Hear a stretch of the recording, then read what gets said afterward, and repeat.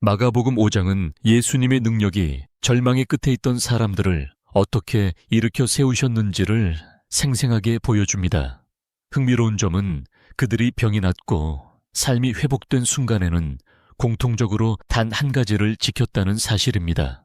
그 단 한 가지는 단순하지만 그들의 모든 상황을 바꿔놓을 만큼 강력했습니다. 바로 예수님을 향한 끈질긴 믿음입니다.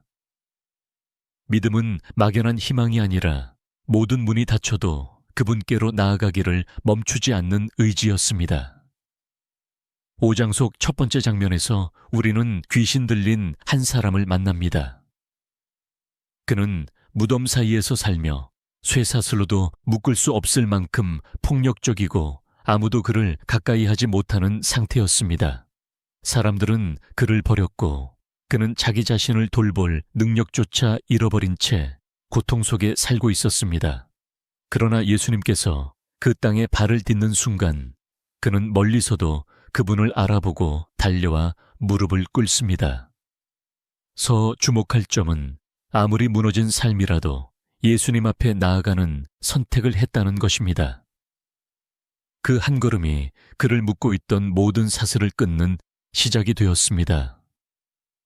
마가복음 5장 8절에서 예수께서 이르시되 더러운 귀신아 그 사람에게서 나오라 하시니 즉시 그를 억누르던 세력이 떠나갑니다. 여기서 즉시라는 단어는 중요한데 예수님 앞에 나아간 믿음의 순간이 지연 없이 변화로 이어졌다는 것을 보여줍니다.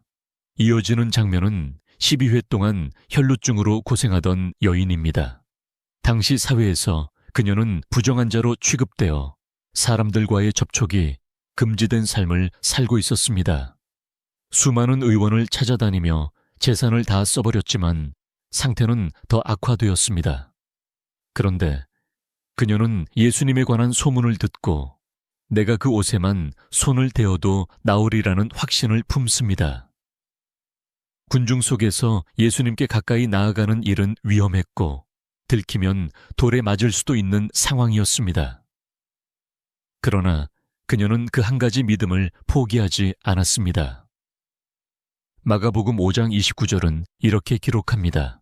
이에 그의 혈루 근원이 곧 마르마의 병이 나은 줄을 몸에 깨달으니라. 예수님은 그녀의 손길을 느끼시고 따라 내 믿음이 너를 구원하였으니 평안히 가라. 내 병에서 놓여 건강할지어다 하셨습니다.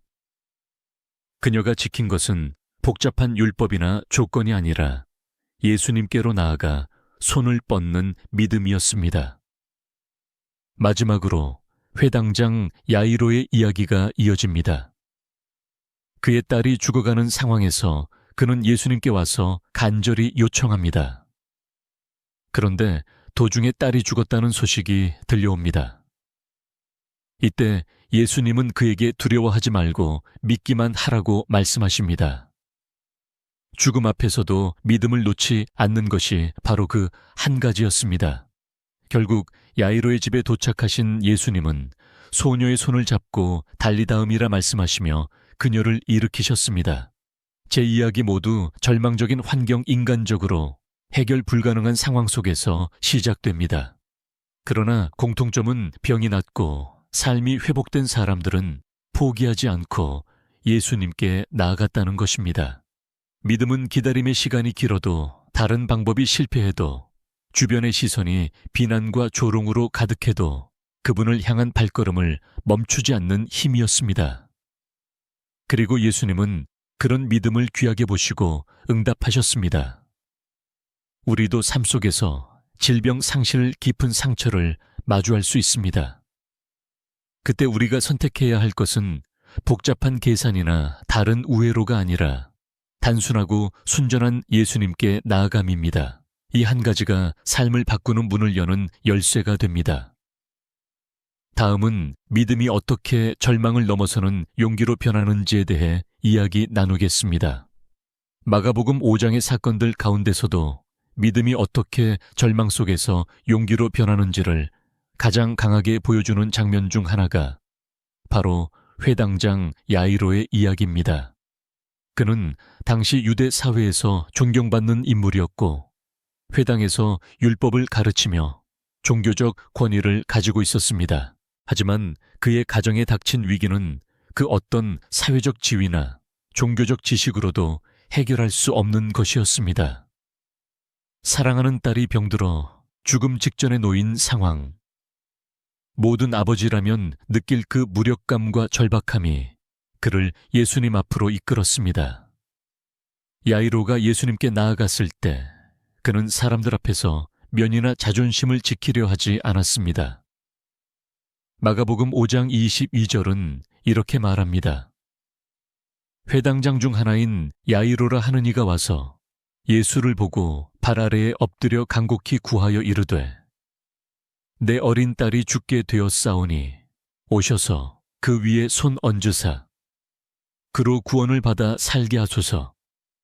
하근을 여기서 발 아래에 엎드리어라는 표현은 단순한 예절이 아니라 모든 것을 내려놓고 전적으로 그분께 의지하는 태도를 드러냅니다. 그는 이미 자신의 능력과 방법으로는 해결할 수 없다는 것을 인정했고 그 순간 그를 붙든 것은 오직 예수님이 살리실 수 있다는 믿음뿐이었습니다.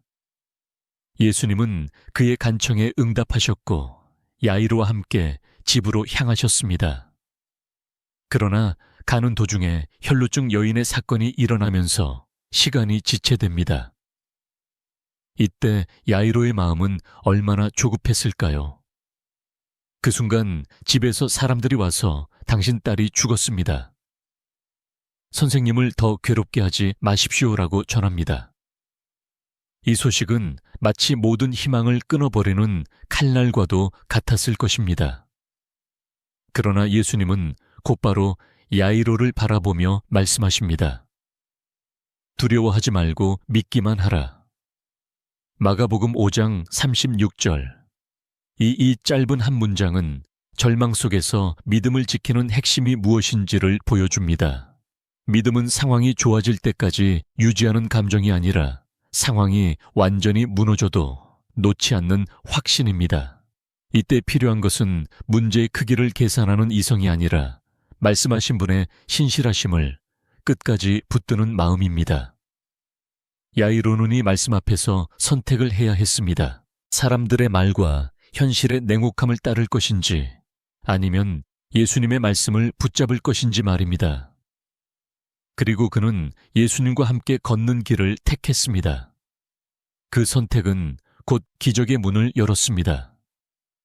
집에 도착하니 사람들은 이미 곡을 하며 울고 있었습니다. 예수님은 그들에게 아이의 죽은 것이 아니라 잔다고 말씀하시지만 사람들은 비웃었습니다. 이는 믿음의 길을 가는 사람 앞에 반드시 존재하는 시험입니다. 주변의 시선 조롱 그리고 불신의 소리가 믿음을 흔듭니다. 그러나 예수님은 모든 사람을 밖으로 내보내고 아이의 부모와 제자 몇 명만 데리고 아이가 있는 곳으로 들어가십니다. 그리고 소녀의 손을 잡고 달리다. 즉 소녀야 내가 내게 말하노니 일어나라 하시니 아이가 즉시 일어나 걸었습니다. 절망은 끝이 아니었습니다. 믿음을 지킨 순간 예수님의 능력이 죽음의 경계를 넘어 생명을 회복시켰습니다. 야이로가 보여준 믿음의 용기는 단순히 기적을 얻기 위한 조건이 아니었습니다. 그것은 절망 앞에서도 예수님의 말씀을 의지하는 결단이었습니다. 오늘날 우리도 인생의 여러 지점에서 이제 끝났다고 느끼는 순간을 만납니다. 인간적으로 가능성이 전혀 보이지 않는 상황. 모든 해결책이 막힌 듯한 현실 속에서 믿음은 선택의 문제로 우리 앞에 서게 됩니다. 그때 우리가 할 일은 단 하나 두려워하지 말고 믿기만 하라는 주님의 음성을 붙잡는 것입니다. 이 믿음은 현실을 무시하거나 외면하는 것이 아닙니다. 오히려 현실의 무게를 인정하면서도 그 위에 하나님의 권능이 더 크다는 것을 신뢰하는 것입니다. 야이로는 사람들의 시선과 조롱을 넘어 예수님이 끝까지 걸어가시는 그 길을 함께 걸었습니다. 그 결과 그는 죽음에서 돌아온 딸을 품에 안는 기쁨을 누렸습니다. 우리의 믿음이 바로 이런 길을 열 수 있습니다. 다음은 혈루증 여인이 보여준 믿음의 손길이 어떻게 절망을 돌파했는지에 대해 이야기 나누겠습니다. 마가복음 5장에서 등장하는 혈루증 여인의 이야기는 믿음이 얼마나 치열한 선택과 용기를 요구하는지를 잘 보여줍니다. 그녀는 무려 12회 동안 혈루증이라는 병을 앓고 있었습니다. 당시 유대 사회에서 피를 흘리는 여인은 부정한 자로 규정되었기 때문에 사람들과의 접촉이 금지되었고 종교 활동에도 참여할 수 없었습니다. 단순히 병으로만 고통받은 것이 아니라 사회적 고립과 외로움, 그리고 경제적 파탄까지 겪었습니다. 성경은 그녀가 수많은 의원에게 찾아갔지만 아무 소용이 없었고 오히려 병이 더 심해졌다고 기록합니다. 모든 재산이 다 사라지고 주변의 시선은 차가웠으며 그녀 스스로도 삶의 의미를 잃어버릴 지경이었습니다.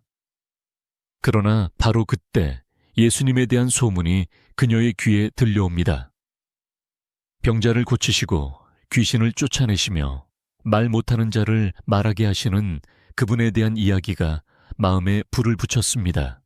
그녀 안에 혹시 나도 나을 수 있지 않을까 하는 작은 불씨가 피어올랐습니다. 그런데 그 믿음이 현실이 되기 위해서는 반드시 넘어야 할 큰 벽이 있었습니다. 첫째, 사람들의 시선과 사회적 규범입니다.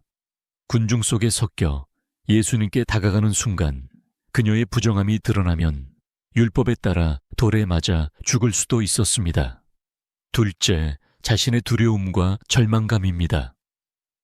오랜 병은 몸뿐만 아니라 마음까지 무너뜨려 나는 어차피 안 된다는 체념을 심어놓습니다. 셋째, 실제로 예수님께 다가갈 수 있는 물리적 장애입니다. 이미 예수님 주위에는 많은 사람들이 몰려들어 있었고 병든 몸으로 그 인파를 뚫고 나아간다는 것은 쉽지 않았습니다. 그러나 그녀는 마음속으로 단 한 가지를 붙들었습니다. 내가 그분의 옷에만 손을 대어도 나을 것이다. 여기서 주목해야 할 것은 그녀가 예수님의 옷을 붙잡는 것을 목표로 삼았다는 점입니다. 그것은 단순한 접촉이 아니라 예수님의 권능이 흐른다는 확신에서 나온 행동이었습니다. 믿음은 때로 이렇게 단순하고 구체적입니다. 먼 미래의 추상적인 기대가 아니라 지금 당장 그분께 닿겠다는 결심입니다. 마침내 그녀는 군중 속에 몸을 숨기고 조금씩 앞으로 나아갔습니다. 숨이 차고 심장이 두근거리며 사람들의 어깨와 팔에 부딪히면서도 멈추지 않았습니다. 그리고 결국 예수님의 옷자락에 손을 댄 순간 성경은 그의 혈루 근원이 곧 마르마의 병이 나은 줄을 몸에 깨달았다고 기록합니다. 마가복음 5장 29절. 놀라운 것은 예수님께서 즉시 멈추시고 누가 내 옷에 손을 대었느냐라고 물으신 장면입니다. 제자들은 이렇게 많은 사람이 밀치는데 어떻게 그런 질문을 하시냐고 했지만 예수님은 권능이 자기에게서 나간 줄 아셨습니다. 여기서 예수님은 단순히 기적을 베푸는 분이 아니라 믿음으로 다가오는 한 영혼과 인격적으로 관계하시는 분임을 알 수 있습니다. 그분은 기적을 자동적으로 일으키지 않으셨습니다. 믿음을 보시고 그 믿음을 인정하시고 그 믿음을 세우셨습니다. 여인은 떨며 나와서 모든 사실을 고백합니다. 자신이 어떤 병을 앓았고 어떻게 예수님께 나아와 손을 댔는지, 그리고 즉시 나음을 입은 것을 숨김없이 이야기합니다. 그때 예수님은 그녀에게 이렇게 말씀하십니다. 딸아, 내 믿음이 너를 구원하였다. 평안히 가라. 내 병에서 놓여 건강할지어다. 여기서 딸아라는 호칭은 무려 12회 동안 사회에서 버림받았던 그녀에게 주어진 가장 따뜻한 회복의 말씀이었습니다. 단순히 병이 나은 것이 아니라 하나님 나라의 사랑받는 자녀로 회복된 것입니다. 또한 내 믿음이 너를 구원하였다는 말씀은 기적의 핵심이 예수님의 능력뿐 아니라 그 능력을 향한 믿음임을 분명히 보여줍니다. 이 사건은 우리에게도 중요한 메시지를 줍니다. 인생 속에서 오랫동안 해결되지 않는 문제, 반복되는 실패 깊어진 상처 앞에서 우리는 쉽게 체념하고 물러서려 합니다. 그러나 믿음은 체념의 자리에서 일어나 예수님께로 나아가는 발걸음입니다. 때로는 사람들의 비난과 오해를 감수해야 하고 자신의 두려움을 넘어야 하며 상황의 장벽을 뚫어야 합니다. 하지만 그 길 끝에서 우리는 반드시 주님의 손길을 경험하게 됩니다. 혈루증 여인의 믿음은 단순히 나을 수 있다는 가능성의 믿음이 아니라 그분께 닿기만 하면 된다는 확신의 믿음이었습니다. 오늘 우리도 그 믿음을 품을 수 있다면 어떤 절망의 자리에서도 길이 열릴 것입니다.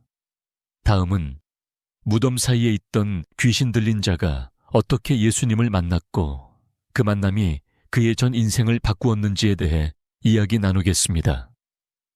마가복음 5장 앞부분에 기록된 거라사 지방 귀신 들린 사람의 이야기는 예수님을 만난 한 사람이 어떻게 전혀 다른 삶으로 바뀌는지를 가장 극적으로 보여주는 장면 중 하나입니다.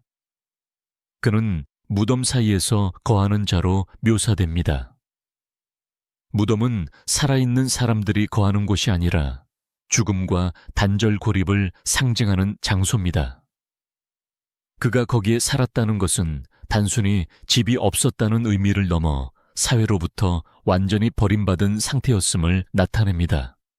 사람들은 그를 쇠술로 묶으려 했지만 그는 그것마저 끊어버렸습니다.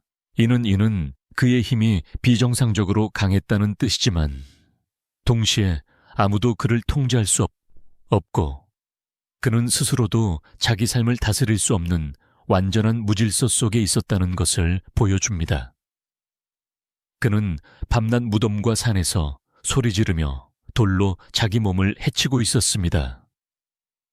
그 고통은 단지 육체적인 것이 아니라 마음과 영혼 전체가 황폐해진 상태였습니다.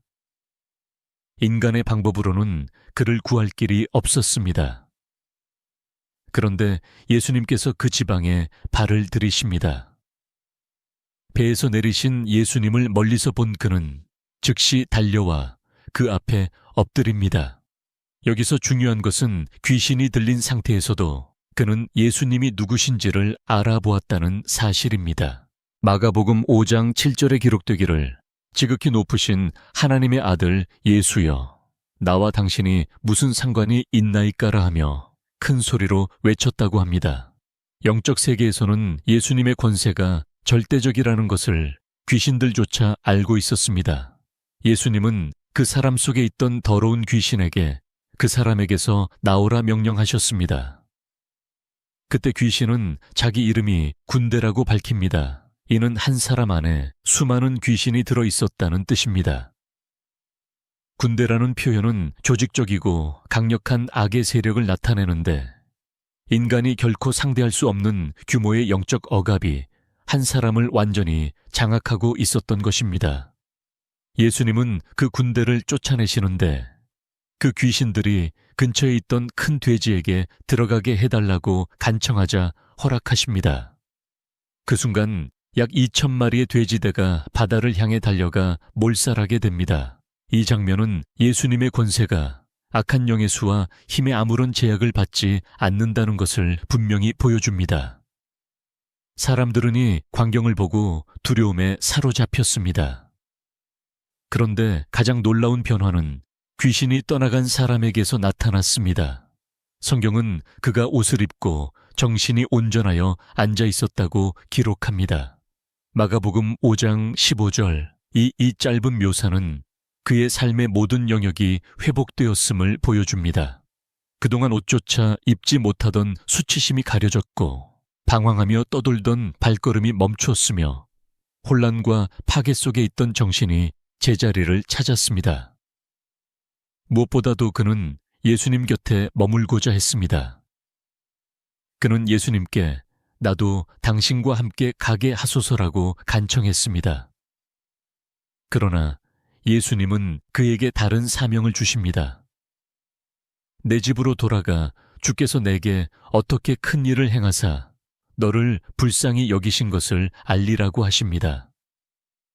그는 그 말씀에 순종하여 데가볼리 지방에 가서 예수님께서 행하신 일을 전파했고 많은 사람들이 놀라게 되었습니다.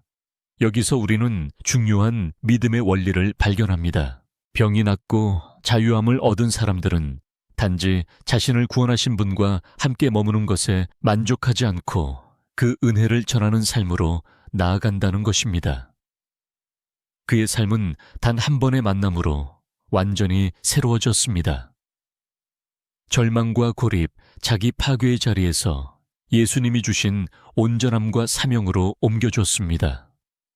이 이야기는 오늘날 우리에게도 깊은 울림을 줍니다. 현대 사회에서도 무덤과 같은 삶을 사는 사람들이 많습니다. 눈에 보이는 쇠사슬은 없지만 보이지 않는 죄책감, 상처 중독, 외로움, 두려움이 사람들을 묶어놓습니다. 그 속에서 벗어나려 발버둥쳐도 스스로는 끊을 수 없습니다. 그러나 예수님은 여전히 우리 인생의 그 무덤 사이로 찾아오십니다. 그리고 우리가 그분 앞에 나아가 엎드리는 순간 그분의 권세는 우리의 모든 결박을 풀어내십니다. 믿음은 바로 이때 시작됩니다. 변화된 삶의 첫걸음은 예수님의 임재를 인정하고 그분이 나의 상황을 바꿀 수 있다는 사실을 받아들이는 것입니다. 귀신 들린 자의 회복은 단순히 개인의 치유에 그치지 않았습니다. 그는 예수님의 증인이 되어 자신이 받은 은혜를 담대히 전했습니다. 우리도 마찬가지입니다. 주님께서 내 삶을 건지신 그 자리에서 이제는 다른 사람들을 그분께로 이끄는 증인이 되어야 합니다. 그것이 온전히 나은 사람의 길입니다. 다음은 이렇게 예수님께서 하신 3가지 기적이 왜 모두 믿음이라는 공통된 열쇠로 연결되는지, 그리고 그 믿음이 구체적으로 어떤 힘을 발휘하는지에 대해 이야기 나누겠습니다. 마가복음 5장에는 3가지 사건이 연달아 기록되어 있습니다. 무덤 사이에 거하던 귀신 들린 자의 해방, 12회 동안 혈루증으로 고통받던 여인의 치유, 그리고 회당장 야이로의 죽은 딸이 살아나는 기적입니다. 이 3 이야기는 배경도 문제의 성격도 당사자의 사회적 위치도 모두 다릅니다. 그러나 깊이 들여다보면 하나의 굵은 줄기가 흐르고 있습니다. 바로 믿음입니다.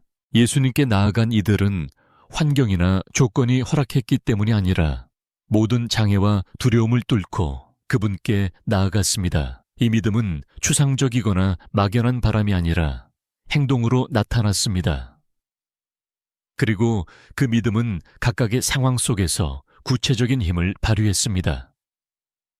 먼저 귀신 들린 자의 경우 그는 스스로 예수님께 나아갈 수 있는 사람처럼 보이지 않았습니다. 이성은 흐려졌고 영혼은 억압받았으며 사람들과의 관계는 완전히 끊어졌습니다. 그러나 예수님이 그의 땅에 발을 디디신 순간 그는 멀리서 그분을 보고 달려와 무릎을 꿇었습니다. 이 행동은 믿음의 시작이었습니다. 스스로의 힘으로는 변화를 만들 수 없는 상태였지만 예수님 앞에 나아간 그 한 걸음이 모든 변화를 열었습니다. 믿음은 바로 이렇게 시작됩니다. 상황이 갖추어져야만 하는 것이 아니라 있는 그대로의 상태에서 예수님 앞에 나아가는 것입니다. 혈루증 여인은 조금 다른 모습을 보여줍니다. 그녀에게 믿음은 목표를 정한 끈질긴 집착과 같았습니다. 그분의 옷에만 손을 대어도 나으리라는 확신이 있었기에 군중 속에서 위험을 무릅쓰고 나아갔습니다. 이 믿음은 수동적으로 기다리는 것이 아니라 적극적으로 예수님께 든 방해를 뚫는 힘이었습니다. 그리고 그 순간 그녀는 즉시 나음을 얻었고 예수님은 내 믿음이 너를 구원하였다고 말씀하셨습니다. 믿음이란 단순한 감정적 동의가 아니라 구체적인 행동과 선택으로 이어지는 내면의 힘입니다. 야이로의 이야기는 믿음이 절망을 이기는 지속성이라는 것을 보여줍니다. 그는 예수님께서 자기 집으로 오시는 길에 딸이 죽었다는 소식을 듣습니다. 인간적인 계산으로는 이미 늦은 것입니다. 그러나 예수님은 두려워하지 말고 믿기만 하라고 말씀하셨습니다. 믿음은 이렇게 이미 끝났다는 상황 속에서도 포기하지 않고 계속 주님과 함께 걸어가는 힘입니다. 그의 지속된 믿음은 결국 죽음의 장벽을 넘는 기적을 경험하게 했습니다. 이 세 산례는 각기 다른 상황에서 믿음이 어떻게 작동하는지를 보여주지만 공통적으로 예수님께 향하는 단순하고도 확고한 시선을 가지고 있었습니다. 믿음은 주변의 방해와 현실의 불가능함을 무시하는 것이 아니라 그것보다 크신 예수님의 능력을 바라보는 것입니다. 또 하나 중요한 점은 믿음이 모두 행동으로 드러났다는 것입니다. 귀신 들린 자는 달려와 무릎을 꿇었고 혈루증 여인은 군중을 뚫고 손을 뻗었으며 야이로는 끝까지 예수님과 함께 걸었습니다. 믿음은 마음속에서만 존재할 수 없습니다. 반드시 삶 속의 움직임으로 나타나야 합니다. 오늘 우리의 삶에서도 이 원리는 동일합니다. 병 상실, 불안 실패와 같은 현실의 무게가 우리를 짓누를 때 믿음은 그 무게를 무시하거나 도망치는 것이 아니라 그 무게를 안고 예수님께 나아가는 것입니다. 믿음의 힘은 우리의 상황이 아니라 믿음의 대상이신 예수님의 성품과 권능에서 나옵니다. 예수님은 단지 능력만 가지신 분이 아니라 우리를 불쌍히 여기시고 회복시키기를 원하시는 분입니다. 그래서 믿음은 단순한 의지의 힘이 아니라 그분의 성품을 신뢰하는 확신입니다. 마가복음 5장은 이를 분명하게 보여줍니다. 회복된 사람들은 모두 예수님을 향한 믿음을 행동으로 옮겼고 그 믿음은 전혀 다른 결과를 낳았습니다. 그리고 치유와 회복을 경험한 이후 그들은 모두 예수님께 받은 은혜를 전하는 삶으로 나아갔습니다. 귀신 들린 자는 데가볼리로 가서 복음을 전했고 혈루증 여인은 자신의 이야기를 숨기지 않고 고백했으며 야이로와 그의 가족은 그 기적을 간직하며 예수님을 따랐을 것입니다. 믿음은 기적의 끝이 아니라 그 이후의 삶을 변화시키는 시작입니다. 그러므로 오늘 우리에게도 중요한 질문이 남습니다. 나는 어떤 상황 속에서 믿음을 행동으로 옮기고 있는가? 우리의 상황이 다르고 문제의 종류가 달라도 믿음의 본질은 동일합니다. 그것은 예수님께 향한 시선을 놓지 않는 것이며 그분의 말씀을 붙들고 끝까지 걸어가는 것입니다. 다음은 믿음이 단지 개인의 회복을 넘어서 공동체 전체에 어떤 영향을 미치는지에 대해 이야기 나누겠습니다. 마가복음 5장에서 예수님께 나아온 세 사람 귀신 들린 자, 혈루증 여인, 그리고 회당장, 야이로 모두의 회복에는 개인의 문제 해결을 넘어 공동체에 미친 변화가 있었습니다. 이 부분은 종종 간과되지만 성경은 하나님이 주시는 치유와 구원이 결코 한 개인의 울타리 안에만 머물지 않고 반드시 주변과 공동체에 파급된다는 사실을 보여줍니다. 예수님의 사역은 철저히 관계와 공동체 회복을 포함하고 있었습니다. 먼저 거라사 지방 귀신 들린 자를 생각해 봅시다. 그는 무덤 사이에 거하며 사회로부터 철저히 분리된 삶을 살고 있었습니다. 사람들은 그를 쇠사슬로 묶으려 했고 그가 위험한 존재이기에 그와 거리를 두었습니다. 그가 회복되었다는 것은 단순히 귀신이 떠난 상태가 아니라 공동체 안으로 돌아갈 수 있는 상태가 되었음을 의미합니다. 예수님은 그가 나도 주와 함께 가게 하소서라고 간청했을 때 오히려 그의 집으로 돌아가 하나님의 큰 일을 전하라고 하셨습니다. 이는 그의 회복이 개인적인 평안에만 머무르지 않고 주변 사람들에게 하나님의 능력과 자비를 알리는 통로가 되게 하신 것입니다. 데가볼리 지방에 그 소식이 전해지자 많은 사람들이 놀랐다고 성경은 기록합니다. 한 사람의 변화가 온 지역의 영적 분위기를 흔든 것입니다. 혈루증 여인의 경우 그녀의 회복은 공동체의 시선과 관계를 바꾸었습니다. 12회 동안 부정한 자로 여겨져 사회와 종교 활동에서 배제되었던 그녀가 이제는 자유롭게 사람들 가운데 설 수 있게 된 것입니다. 단순히 육체가 나은 것이 아니라 사회적 낙인과 고립에서 해방된 것입니다. 그녀가 예수님의 부르심에 응답에 떨며 자신의 이야기를 공개적으로 고백했을 때 그 자리에 있던 많은 사람들이 그 기적을 직접 들었습니다. 이 공개적 증언은 공동체 안에서 예수님의 권세와 자비를 증거하는 역할을 했습니다. 즉, 그녀의 믿음과 회복은 다른 사람들의 믿음을 세우는 도화선이 되었습니다. 야이로의 경우는 조금 다릅니다. 그는 회당장이라는 위치 때문에 많은 사람들과 연결된 인물이었습니다. 그의 딸이 죽었다가 살아난 사건은 그의 가정뿐 아니라 그를 알고 있던 모든 이들에게 충격과 소망을 안겨 주었을 것입니다. 회당장 집에 모였던 울음과 곡성은 한순간에 놀라움과 기쁨으로 바뀌었습니다. 예수님의 사역은 이렇게 개인의 절망을 공동체의 기쁨으로 전환시켰습니다. 여기서 주목할 점은 세 사람 모두 믿음을 통해 얻은 회복이 공동체 안에서 하나님의 영광을 드러내는 도구가 되었다는 것입니다. 믿음은 결코 은밀하게만 작동하지 않습니다.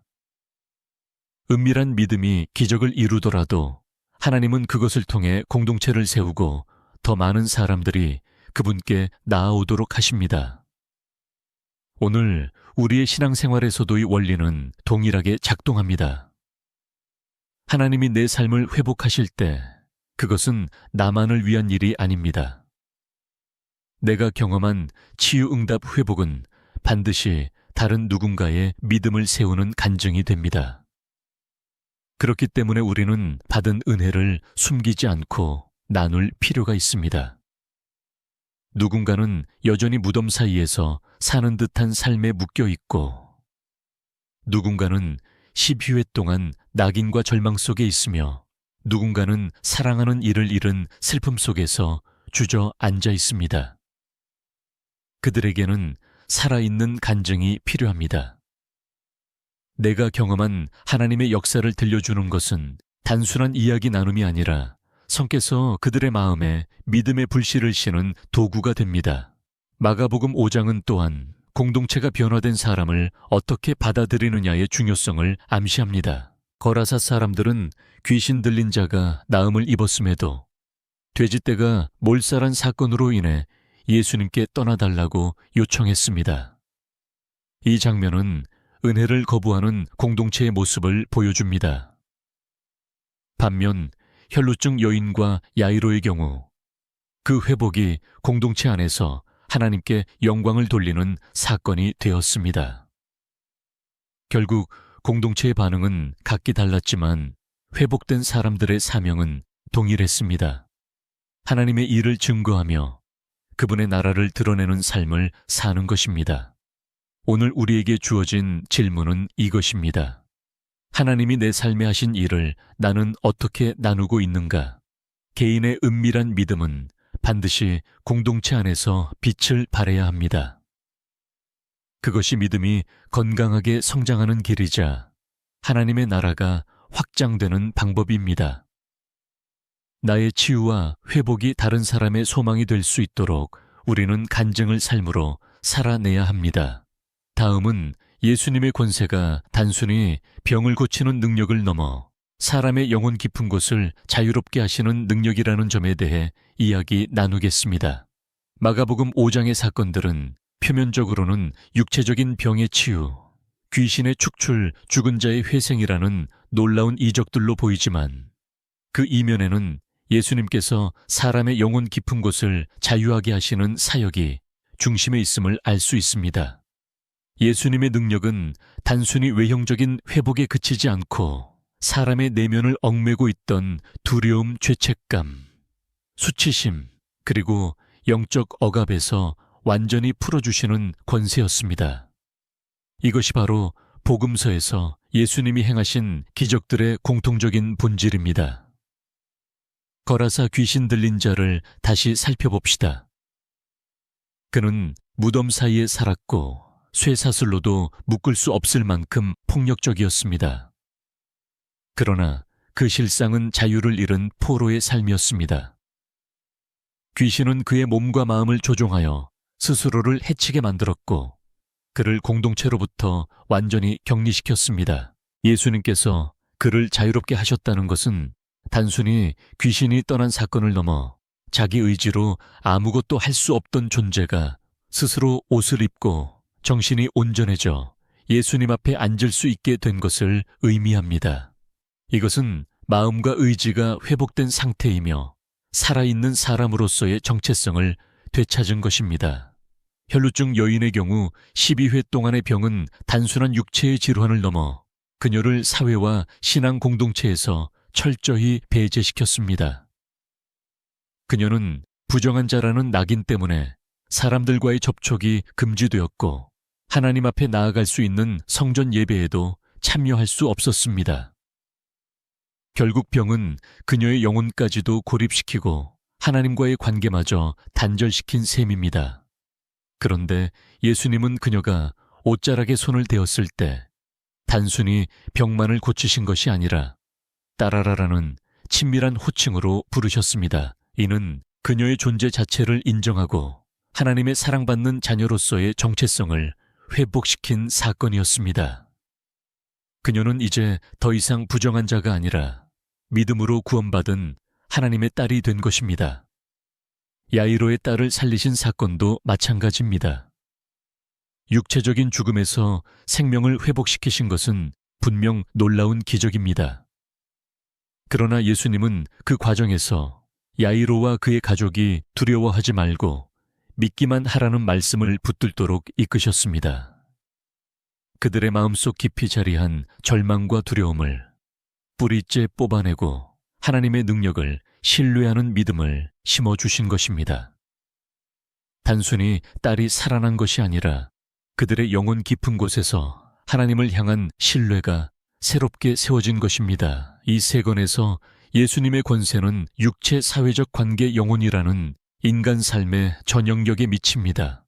예수님은 사람을 단순히 건강한 몸으로 돌려놓는 데서 멈추지 않으시고 마음과 영혼 삶 전체를 새롭게 하십니다. 이것이 바로 복음의 온전한 회복입니다. 오늘 우리의 삶에서도 이 원리는 동일합니다. 우리는 겉으로 보기에 멀쩡해도 마음 깊은 곳에는 여전히 풀리지 않는 매임이 있을 수 있습니다.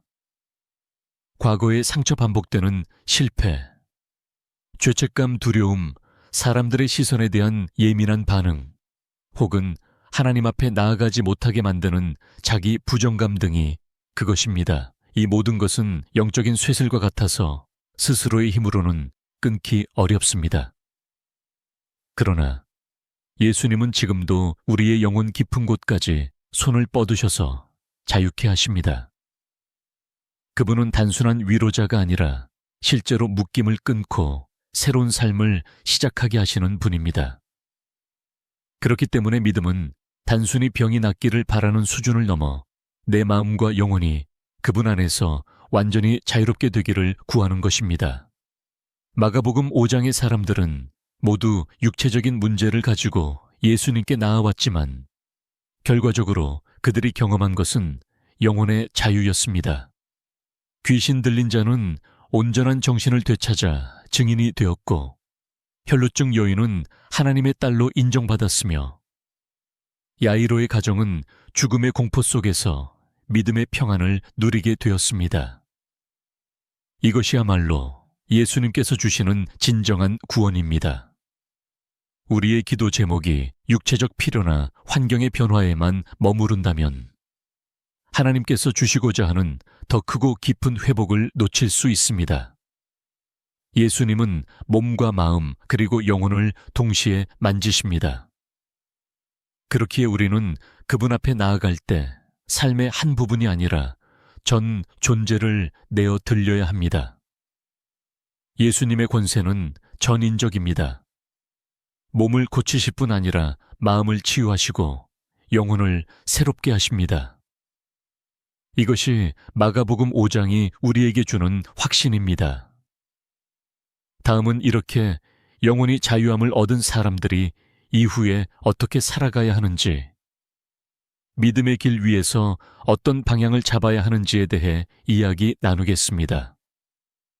마가복음 5장에서 예수님을 만나 회복된 세 사람의 이야기를 따라가다 보면 그들의 변화는 단순히 그 순간에 머물지 않았음을 알게 됩니다. 진정한 믿음은 기적이 일어난 순간에 끝나는 것이 아니라 그 이후에 삶의 방향과 태도로 증명됩니다. 예수님은 병을 고치고 귀신을 내쫓고 죽은 자를 살리신 뒤 그들을 단순히 일상으로 돌려보내지 않으셨습니다. 신 그들이 새로운 삶을 살도록 사명을 주시고 믿음의 길 위에서 나아갈 방향을 분명하게 알려주셨습니다. 먼저 거라사 지방에 귀신 들린 자를 보겠습니다. 그는 예수님께서 자신을 고쳐주신 후 나도 당신과 함께 가게 하소서라고 간청했습니다. 인간적으로 보면 그 요청은 자연스럽고도 이해되는 것입니다. 자신을 구해주신 분과 함께 있고 싶은 마음, 그리고 다시는 옛날의 무덤과 광야로 돌아가고 싶지 않은 마음이었을 것입니다. 하지만 예수님은 그에게 뜻밖의 말씀을 하셨습니다. 내 집으로 돌아가 주께서 내게 어떻게 큰 일을 하사 너를 불쌍히 여기신 것을 알리라. 예수님은 그를 제자 무리에 합류시키는 대신 그의 삶의 자리로 돌려보내셨습니다. 이는 그가 받은 은혜를 삶의 현장에서 나누도록 하신 것입니다. 거라사 사람들은 돼지떼가 몰살한 사건으로 인해 두려워하며 예수님께 떠나달라고 요청했지만 그 안에서도 한 사람의 간증은 빛을 발했습니다. 그는 데가볼리 지방에서 예수님의 행하신 일을 전했고 많은 사람들이 놀랐습니다.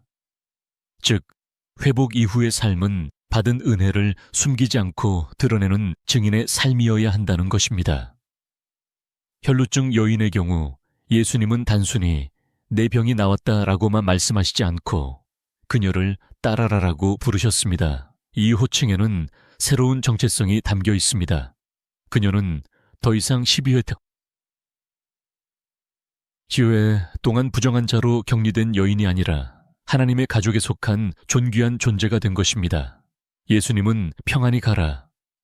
내 병에서 놓여 건강할지어다 라고 말씀하시므로 단지 육체적 치유가 아니라 삶 전체를 새로운 평안으로 인도하셨습니다. 그녀가 받으니 평안은 일시적인 감정이 아니라 앞으로의 삶을 지탱하는 영적 토대가 되어야 했습니다. 이제 그녀는 자신을 규정하던 과거의 수치와 단절을 넘어 믿음으로 살아가는 삶을 걸어가야 했습니다. 야이로와 그의 가족도 마찬가지입니다.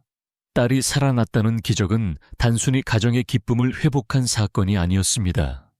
예수님께서 두려워하지 말고 믿기만 하라라고 하신 말씀은 한 번의 기적을 경험한 이후에도 계속해서 믿음으로 살아가야 한다는 명령이었습니다.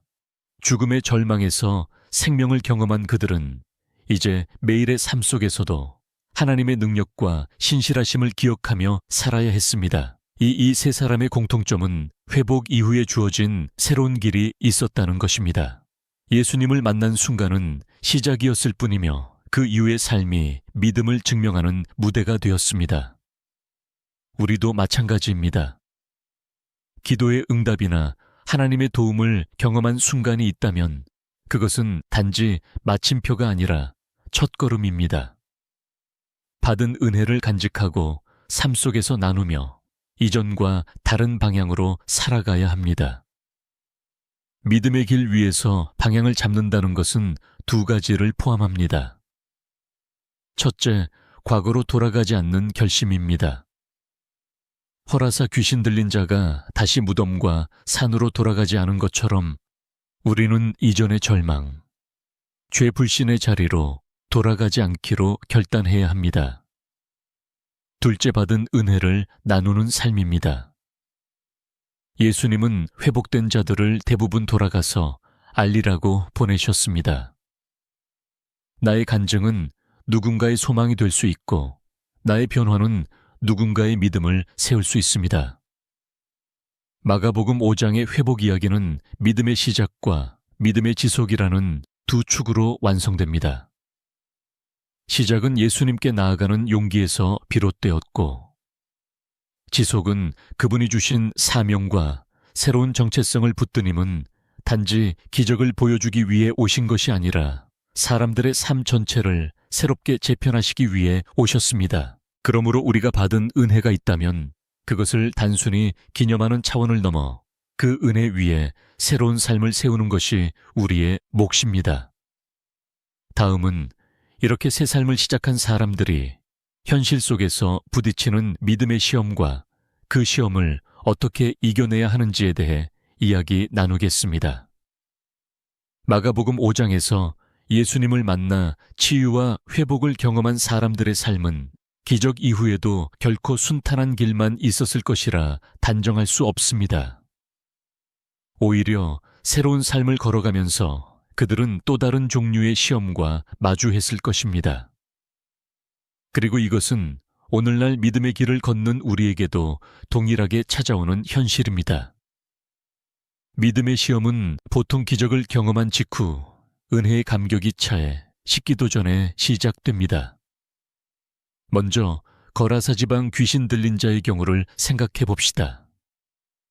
그는 예수님의 능력으로 온전히 회복되었고 정신이 온전하여 옷을 입고 앉아 있었습니다. 그러나 그가 살아가야 할 지역 사회는 여전히 변하지 않았습니다. 예수님의 기적을 보고도 두려움에 사로잡혀 그분께 떠나달라고 요청한 사람들이었습니다. 그는 다시 돌아간 집과 마을에서 예전에 자신을 기억하는 사람들의 시선과 마주해야 했습니다. 저 사람이 진짜 나왔을까? 다시 예전처럼 돌아가는 거 아니야? 와 같은 의심과 불신의 눈초리를 견뎌야 했습니다. 은혜를 받은 후에도 주변 환경은 그 은혜를 지지하지 않을 수 있다는 사실이 믿음의 첫 번째 시험입니다. 이때 필요한 것은 사람들의 인정이 아니라 예수님이 하신 일을 붙드는 확신입니다. 혈증 여인에게도 시험은 있었을 것입니다.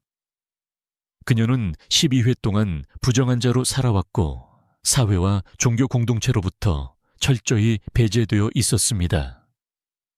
치유 이후에 그녀가 다시 공동체로 돌아갔을 때 사람들은 그녀를 완전히 환영했을까요? 아마도 어떤 이들은 여전히 과거에 그녀를 떠올리며 경계하거나 멀리했을 것입니다. 뿐만 아니라 병이 재발하지 않을까 하는 두려움이 그녀 마음속에 찾아왔을 수 있습니다. 오랜 질병은 단순히 몸만이 아니라 마음과 생각까지 사로잡습니다.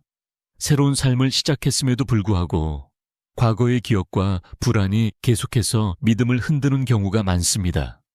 그녀에게 필요한 것은 예수님이 내 믿음이 너를 구원하였다는 말씀을 계속 마음에 새기며 믿음을 현재형으로 유지하는 것이었습니다. 야이로와 그의 가족 역시 마찬가지입니다. 딸이 살아나는 기적을 경험했지만 그 사건이 끝난 후에도 현실의 삶은 계속됩니다. 다른 문제와 어려움이 찾아올 것이고 또다시 절망의 순간을 맞을 수도 있습니다. 그때마다 이번에도 예수님이 함께 하신다는 믿음을 지켜내야 합니다.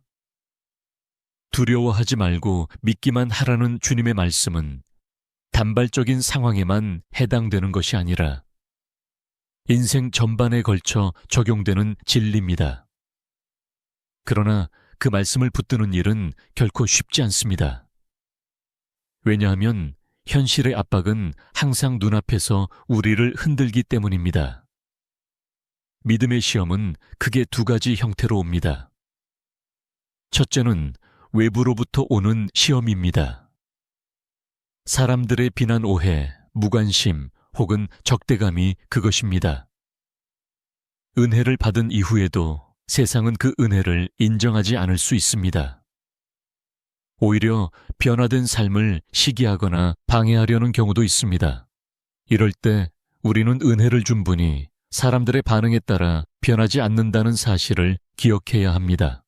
예수님이 나를 회복하셨다는 진리는 세상의 시선에 의해 흔들릴 수 없는 절대적 사실입니다. 둘째는 내부로부터 오는 시험입니다. 이는 의심, 두려움, 과거의 상처가 되살아나는 경험 등입니다. 하나님께서 이미 해결하신 문제를 마음속에서 다시 불러내어 붙잡고 있는 경우가 있습니다. 그리고 이런 시험은 은밀하게 천천히 믿음을 약화시킵니다. 그러므로 우리는 마음과 생각을 지키는 영적 훈련이 필요합니다. 말씀을 묵상하고 받은 은혜를 반복해서 기억하며 간증을 나누는 것은 믿음을 유지하 큰 힘이 됩니다. 마가복음 5장의 세 사람은 각기 다른 방식으로 이 시험을 마주했을 것입니다. 그러나 공통적으로 그들이 믿음을 지킬 수 있었던 이유는 예수님과의 만남이 단순한 사건이 아니라 인생의 전환점이었기 때문입니다. 기적이 일어난 그 순간이 끝이 아니라 그 이후의 모든 걸음을 주님의 말씀 위에 세운 것입니다. 오늘 우리도 동일한 부르심을 받습니다. 기도의 응답을 경험한 직후가 오히려 가장 중요한 시기입니다. 은혜를 받은 후 믿음을 유지하는 것이 은혜를 받기 위해 믿음을 발휘하는 것만큼이나 어렵기 때문입니다. 하나님은 기적을 주실 뿐 아니라 그 기적 이후의 삶까지 책임지시는 분입니다. 그러나 그분의 인도하심을 따라가는 것은 우리의 몫입니다. 결국 믿음의 시험을 이기는 비결은 받은 은혜를 잊지 않는 데 있습니다. 하나님이 내 삶에 하신 일을 구체적으로 기억하고 그것을 사람들과 나누며 매일의 삶에서 그 은혜 위에 결정을 세워 나가는 것입니다. 이것이야말로 기적 이후에도 믿음이 자라나는 길입니다. 다음은 마가복음 5장의 세 이야기가 하나로 모아져 우리에게 던지는 결론과 오늘 우리의 삶에 적용할 수 있는 믿음의 원리에 대해 이야기 나누겠습니다. 마가복음 5장은 세 가지 기적 이야기가 하나로 엮이며 예수님을 만난 사람들이 어떻게 변화했고 그 이후 삶을 살게 되었는지를 압축적으로 보여줍니다. 무덤 사이에서 살며 모든 관계가 끊어진 귀신 들린 자, 12회 동안 병과 수치 속에 갇혀있던 혈루증 여인, 죽음을 맞이한 딸 앞에서 절망하던 회당장 야이로와 그의 가족.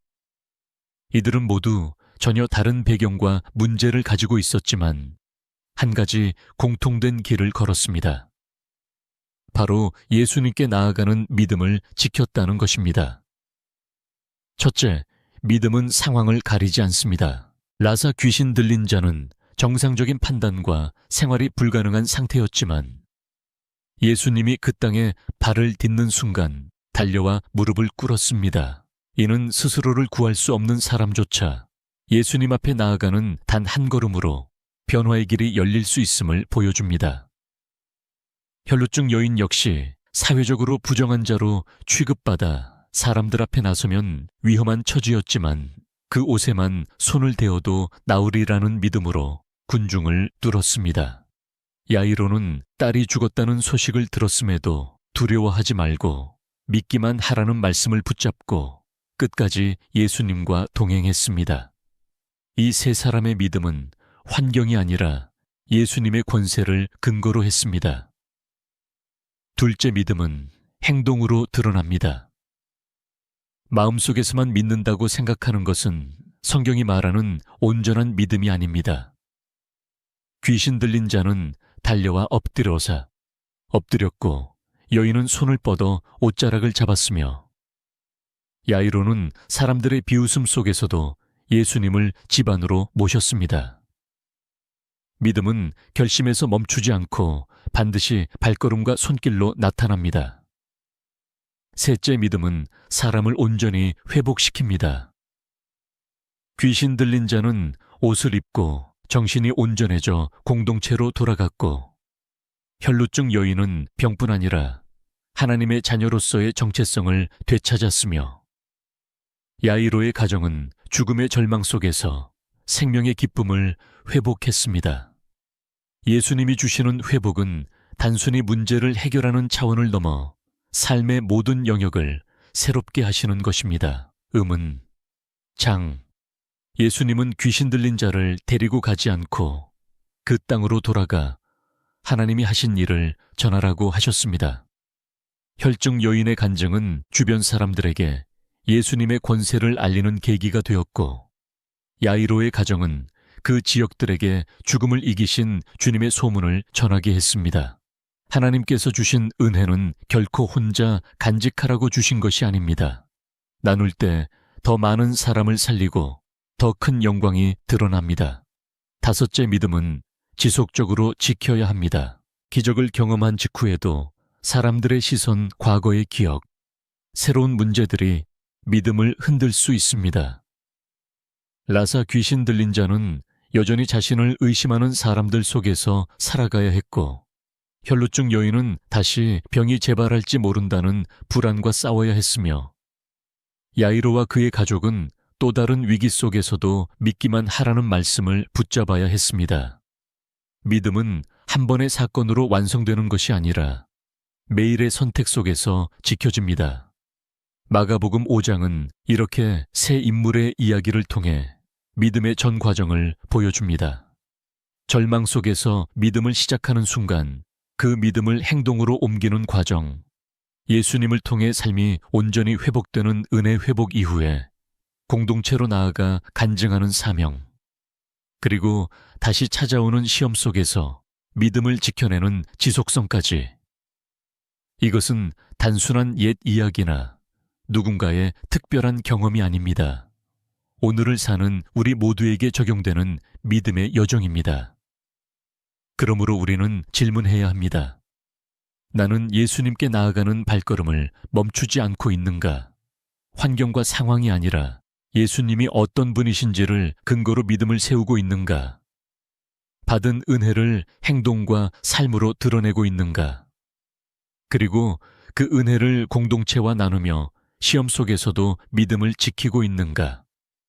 오늘 함께 나눈 말씀을 마음 깊이 새깁니다. 주님, 우리가 살아가는 세상은 때로 눈앞에 현실이 너무 커서 믿음을 놓아버리고 싶은 순간이 찾아옵니다. 그러나 마가복음 5장에서처럼 절망과 고통 가운데서도 주님께 한 걸음 나아간 믿음이 생명을 살리고 삶을 새롭게 했음을 기억합니다. 그러니 주님, 우리 안에 있는 모든 두려움과 불신을 몰아내시고 상황이 아닌 주님의 신실하심을 바라보게 하소서. 환경이 무너져도 주님의 말씀을 붙드는 용기를 주시고 받은 은혜를 잊지 않으며 날마다 감사로 살아가게 하소서. 우리가 걷는 모든 길에서 주님의 능력이 드러나고 우리의 삶이 누군가에게 소망이 되게 하옵소서. 예수님의 이름으로 기도드립니다. 아멘. 여러분도 이 믿음을 붙들고 살아가길 원하신다면 좋아요를 눌러주시고 댓글에 아멘이라고 남겨주세요. 하나님의 평안과 회복의 은혜가 여러분의 삶 위에 충만하기를 축복합니다. 마가복음 5장은 예수님의 능력이 절망의 끝에 있던 사람들을 어떻게 일으켜 세우셨는지를 생생하게 보여줍니다. 흥미로운 점은 그들이 병이 낫고 삶이 회복된 순간에는 공통적으로 단 한 가지를 지켰다는 사실입니다. 그 단 한 가지는 단순하지만 그들의 모든 상황을 바꿔놓을 만큼 강력했습니다. 바로 예수님을 향한 끈질긴 믿음입니다. 믿음은 막연한 희망이 아니라 모든 문이 닫혀도 그분께로 나아가기를 멈추지 않는 의지였습니다. 5장 속 첫 번째 장면에서 우리는 귀신 들린 한 사람을 만납니다. 그는 무덤 사이에서 살며 쇠사슬로도 묶을 수 없을 만큼 폭력적이고 아무도 그를 가까이 하지 못하는 상태였습니다. 사람들은 그를 버렸고 그는 자기 자신을 돌볼 능력조차 잃어버린 채 고통 속에 살고 있었습니다. 그러나 예수님께서 그 땅에 발을 딛는 순간 그는 멀리서도 그분을 알아보고 달려와 무릎을 꿇습니다. 여기서 주목할 점은 아무리 무너진 삶이라도 예수님 앞에 나아가는 선택을 했다는 것입니다. 그 한 걸음이 그를 묶고 있던 모든 사슬을 끊는 시작이 되었습니다. 마가복음 5장 8절에서 예수께서 이르시되 더러운 귀신아 그 사람에게서 나오라 하시니 즉시 그를 억누르던 세력이 떠나갑니다. 여기서 즉시라는 단어는 중요한데 예수님 앞에 나아간 믿음의 순간이 지연 없이 변화로 이어졌다는 것을 보여줍니다. 이어지는 장면은 12회 동안 혈루증으로 고생하던 여인입니다. 당시 사회에서 그녀는 부정한 자로 취급되어 사람들과의 접촉이 금지된 삶을 살고 있었습니다. 수많은 의원을 찾아다니며 재산을 다 써버렸지만 상태는 더 악화되었습니다. 그런데 그녀는 예수님에 관한 소문을 듣고 내가 그 옷에만 손을 대어도 나으리라는 확신을 품습니다. 군중 속에서 예수님께 가까이 나아가는 일은 위험했고 들키면 돌에 맞을 수도 있는 상황이었습니다. 그러나 그녀는 그 한 가지 믿음을 포기하지 않았습니다. 마가복음 5장 29절은 이렇게 기록합니다. 이에 그의 혈루 근원이 곧 마르마의 병이 나은 줄을 몸에 깨달으니라. 예수님은 그녀의 손길을 느끼시고 따라 내 믿음이 너를 구원하였으니 평안히 가라. 내 병에서 놓여 건강할지어다 하셨습니다. 그녀가 지킨 것은 복잡한 율법이나 조건이 아니라 예수님께로 나아가 손을 뻗는 믿음이었습니다. 마지막으로 회당장 야이로의 이야기가 이어집니다. 그의 딸이 죽어가는 상황에서 그는 예수님께 와서 간절히 요청합니다. 그런데 도중에 딸이 죽었다는 소식이 들려옵니다. 이때 예수님은 그에게 두려워하지 말고 믿기만 하라고 말씀하십니다. 죽음 앞에서도 믿음을 놓지 않는 것이 바로 그 한 가지였습니다. 결국 야이로의 집에 도착하신 예수님은 소녀의 손을 잡고 달리다음이라 말씀하시며 그녀를 일으키셨습니다. 세 이야기 모두 절망적인 환경 인간적으로 해결 불가능한 상황 속에서 시작됩니다. 그러나 공통점은 병이 낫고 삶이 회복된 사람들은 포기하지 않고 예수님께 나아갔다는 것입니다. 믿음은 기다림의 시간이 길어도 다른 방법이 실패해도 주변의 시선이 비난과 조롱으로 가득해도 그분을 향한 발걸음을 멈추지 않는 힘이었습니다.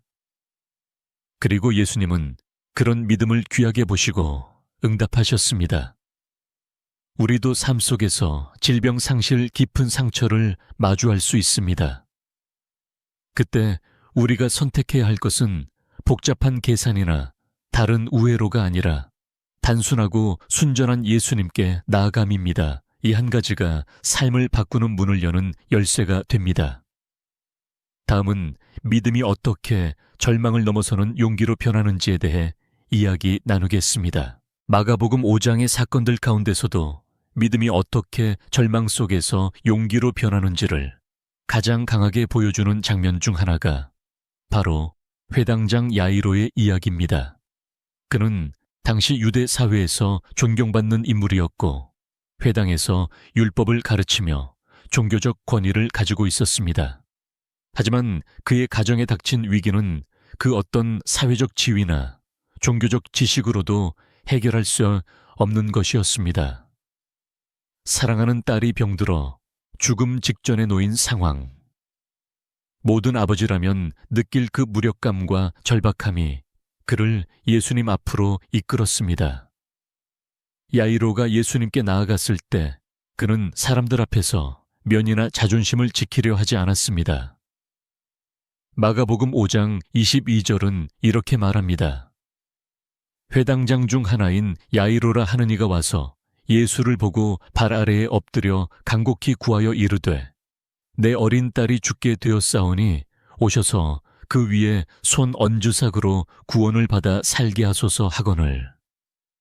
여기서 발 아래 엎드려라는 표현은 단순한 예절이 아니라 모든 것을 내려놓고 전적으로 그분께 의지하는 태도를 드러냅니다. 그는 이미 자신의 능력과 방법으로는 해결할 수 없다는 것을 인정했고 그 순간 그를 붙든 것은 오직 예수님이 살리실 수 있다는 믿음뿐이었습니다. 예수님은 그의 간청에 응답하셨고 야이로와 함께 집으로 향하셨습니다. 그러나 가는 도중에 혈루증 여인의 사건이 일어나면서 시간이 지체됩니다. 이때 야이로의 마음은 얼마나 조급했을까요? 그 순간 집에서 사람들이 와서 당신 딸이 죽었습니다. 선생님을 더 괴롭게 하지 마십시오라고 전합니다. 이 소식은 마치 모든 희망을 끊어버리는 칼날과도 같았을 것입니다. 그러나 예수님은 곧바로 야이로를 바라보며 말씀하십니다. 두려워하지 말고 믿기만 하라. 마가복음 5장 36절. 이 짧은 한 문장은 절망 속에서 믿음을 지키는 핵심이 무엇인지를 보여줍니다. 믿음은 상황이 좋아질 때까지 유지하는 감정이 아니라 상황이 완전히 무너져도 놓지 않는 확신입니다. 이때 필요한 것은 문제의 크기를 계산하는 이성이 아니라 말씀하신 분의 신실하심을 끝까지 붙드는 마음입니다. 야이로는 말씀 앞에서 선택을 해야 했습니다. 사람들의 말과 현실의 냉혹함을 따를 것인지 아니면 예수님의 말씀을 붙잡을 것인지 말입니다. 그리고 그는 예수님과 함께 걷는 길을 택했습니다. 그 선택은 곧 기적의 문을 열었습니다. 집에 도착하니 사람들은 이미 곡을 하며 울고 있었습니다. 예수님은 그들에게 아이의 죽은 것이 아니라 잔다고 말씀하시지만 사람들은 비웃었습니다. 이는 믿음의 길을 가는 사람 앞에 반드시 존재하는 시험입니다. 주변의 시선 조롱 그리고 불신의 소리가 믿음을 흔듭니다.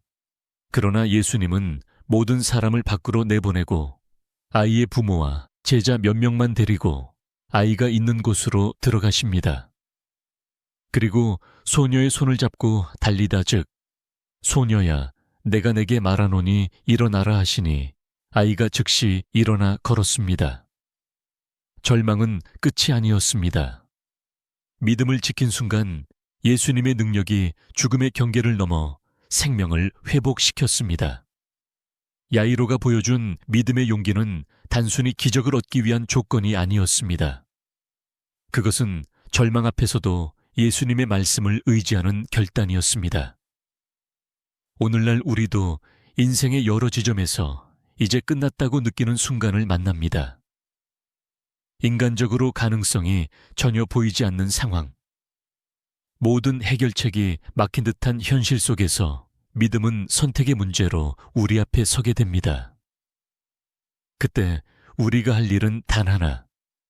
두려워하지 말고 믿기만 하라는 주님의 음성을 붙잡는 것입니다. 이 믿음은 현실을 무시하거나 외면하는 것이 아닙니다. 오히려 현실의 무게를 인정하면서도 그 위에 하나님의 권능이 더 크다는 것을 신뢰하는 것입니다. 야이로는 사람들의 시선과 조롱을 넘어 예수님이 끝까지 걸어가시는 그 길을 함께 걸었습니다. 그 결과 그는 죽음에서 돌아온 딸을 품에 안는 기쁨을 누렸습니다. 우리의 믿음이 바로 이런 길을 열 수 있습니다. 다음은 혈루증 여인이 보여준 믿음의 손길이 어떻게 절망을 돌파했는지에 대해 이야기 나누겠습니다. 마가복음 5장에서 등장하는 혈루증 여인의 이야기는 믿음이 얼마나 치열한 선택과 용기를 요구하는지를 잘 보여줍니다. 그녀는 무려 12회 동안 혈루증이라는 병을 앓고 있었습니다. 당시 유대 사회에서 피를 흘리는 여인은 부정한 자로 규정되었기 때문에 사람들과의 접촉이 금지되었고 종교 활동에도 참여할 수 없었습니다. 단순히 병으로만 고통받은 것이 아니라 사회적 고립과 외로움, 그리고 경제적 파탄까지 겪었습니다. 성경은 그녀가 수많은 의원에게 찾아갔지만 아무 소용이 없었고 오히려 병이 더 심해졌다고 기록합니다. 모든 재산이 다 사라지고 주변의 시선은 차가웠으며 그녀 스스로도 삶의 의미를 잃어버릴 지경이었습니다.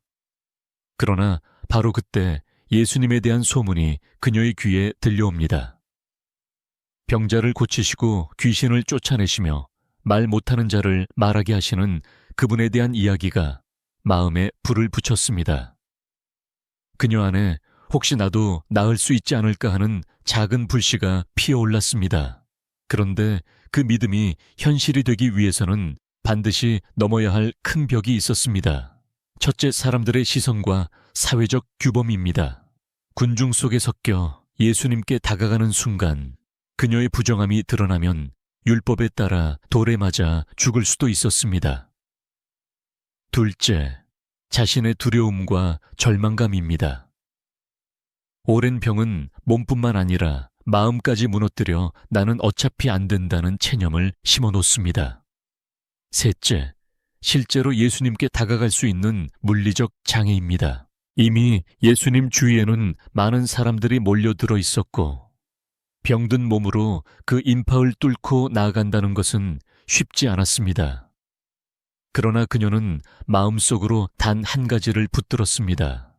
내가 그분의 옷에만 손을 대어도 나을 것이다. 여기서 주목해야 할 것은 그녀가 예수님의 옷을 붙잡는 것을 목표로 삼았다는 점입니다. 그것은 단순한 접촉이 아니라 예수님의 권능이 흐른다는 확신에서 나온 행동이었습니다. 믿음은 때때로 이렇게 단순하고 구체적입니다. 먼 미래의 추상적인 기대가 아니라 지금 당장 그분께 닿겠다는 결심입니다. 마침내 그녀는 군중 속에 몸을 숨기고 조금씩 앞으로 나아갔습니다.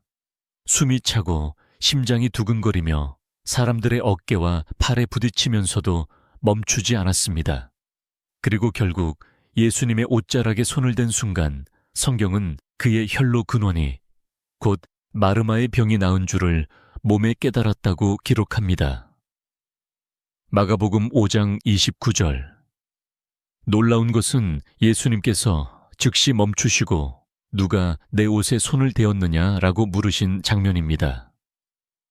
제자들은 이렇게 많은 사람이 밀치는데 어떻게 그런 질문을 하시냐고 했지만 예수님은 권능이 자기에게서 나간 줄 아셨습니다. 여기서 예수님은 단순히 기적을 베푸는 분이 아니라 믿음으로 다가오는 한 영혼과 인격적으로 관계하시는 분임을 알 수 있습니다. 그분은 기적을 자동적으로 일으키지 않으셨습니다. 믿음을 보시고 그 믿음을 인정하시고 그 믿음을 세우셨습니다. 여인은 떨며 나와서 모든 사실을 고백합니다. 자신이 어떤 병을 앓았고 어떻게 예수님께 나아와 손을 댔는지, 그리고 즉시 나음을 입은 것을 숨김없이 이야기합니다. 그때 예수님은 그녀에게 이렇게 말씀하십니다. 딸아, 내 믿음이 너를 구원하였다. 평안히 가라. 내 병에서 놓여 건강할지어다. 여기서 딸아라는 호칭은 무려 12회 동안 사회에서 버림받았던 그녀에게 주어진 가장 따뜻한 회복의 말씀이었습니다. 단순히 병이 나은 것이 아니라 하나님 나라의 사랑받는 자녀로 회복된 것입니다. 또한 내 믿음이 너를 구원하였다는 말씀은 기적의 핵심이 예수님의 능력뿐 아니라 그 능력을 향한 믿음임을 분명히 보여줍니다. 이 사건은 우리에게도 중요한 메시지를 줍니다. 인생 속에서 오랫동안 해결되지 않는 문제 반복되는 실패 깊어진 상처 앞에서 우리는 쉽게 체념하고 물러서려 합니다.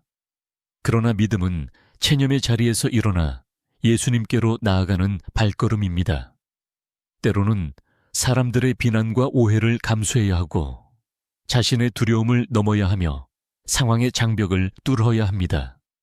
하지만 그 길 끝에서 우리는 반드시 주님의 손길을 경험하게 됩니다. 혈루증 여인의 믿음은 단순히 나을 수 있다는 가능성의 믿음이 아니라 그분께 닿기만 하면 된다는 확신의 믿음이었습니다. 오늘 우리도 그 믿음을 품을 수 있다면 어떤 절망의 자리에서도 길이 열릴 것입니다.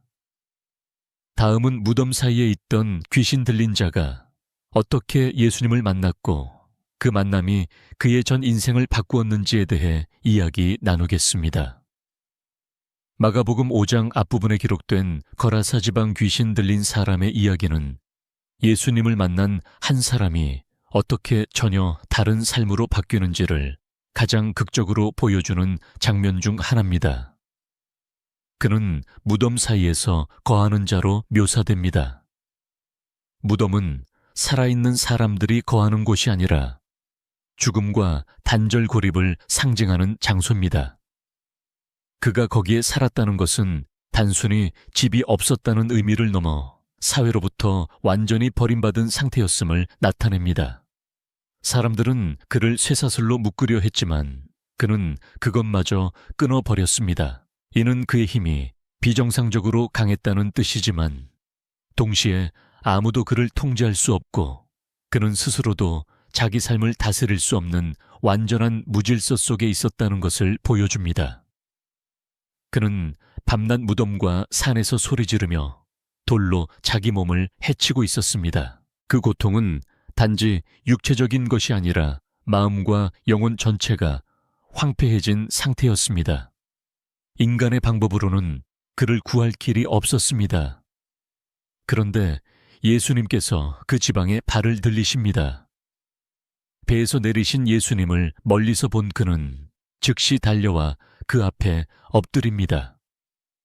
여기서 중요한 것은 귀신이 들린 상태에서도 그는 예수님이 누구신지를 알아보았다는 사실입니다.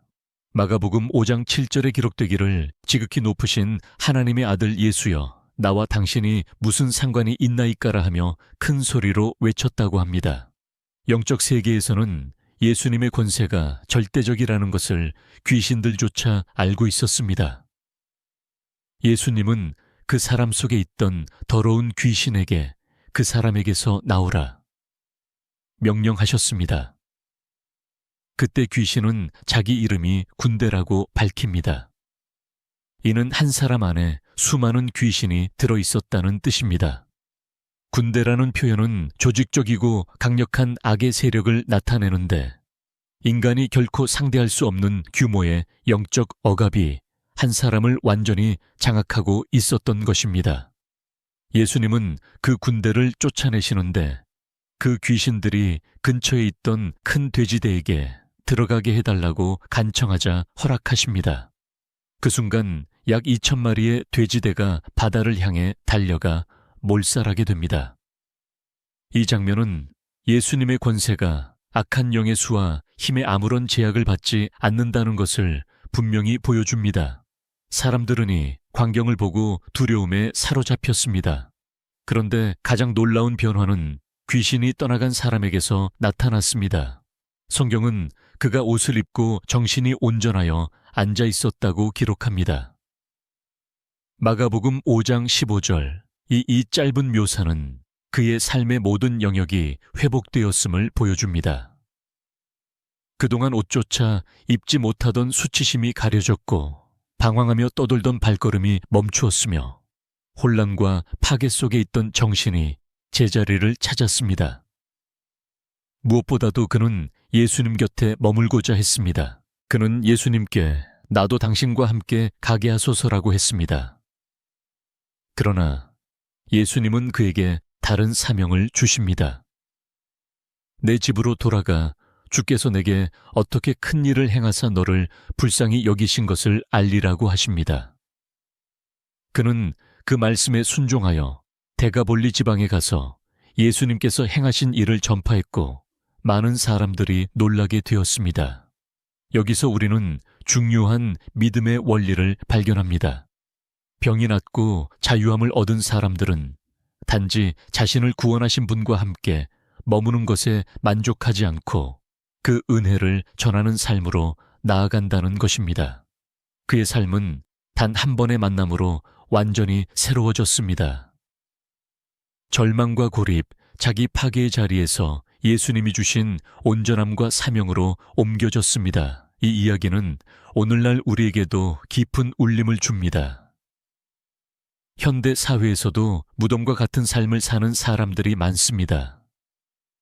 눈에 보이는 쇠사슬은 없지만 보이지 않는 죄책감, 상처 중독, 외로움, 두려움이 사람들을 묶어놓습니다.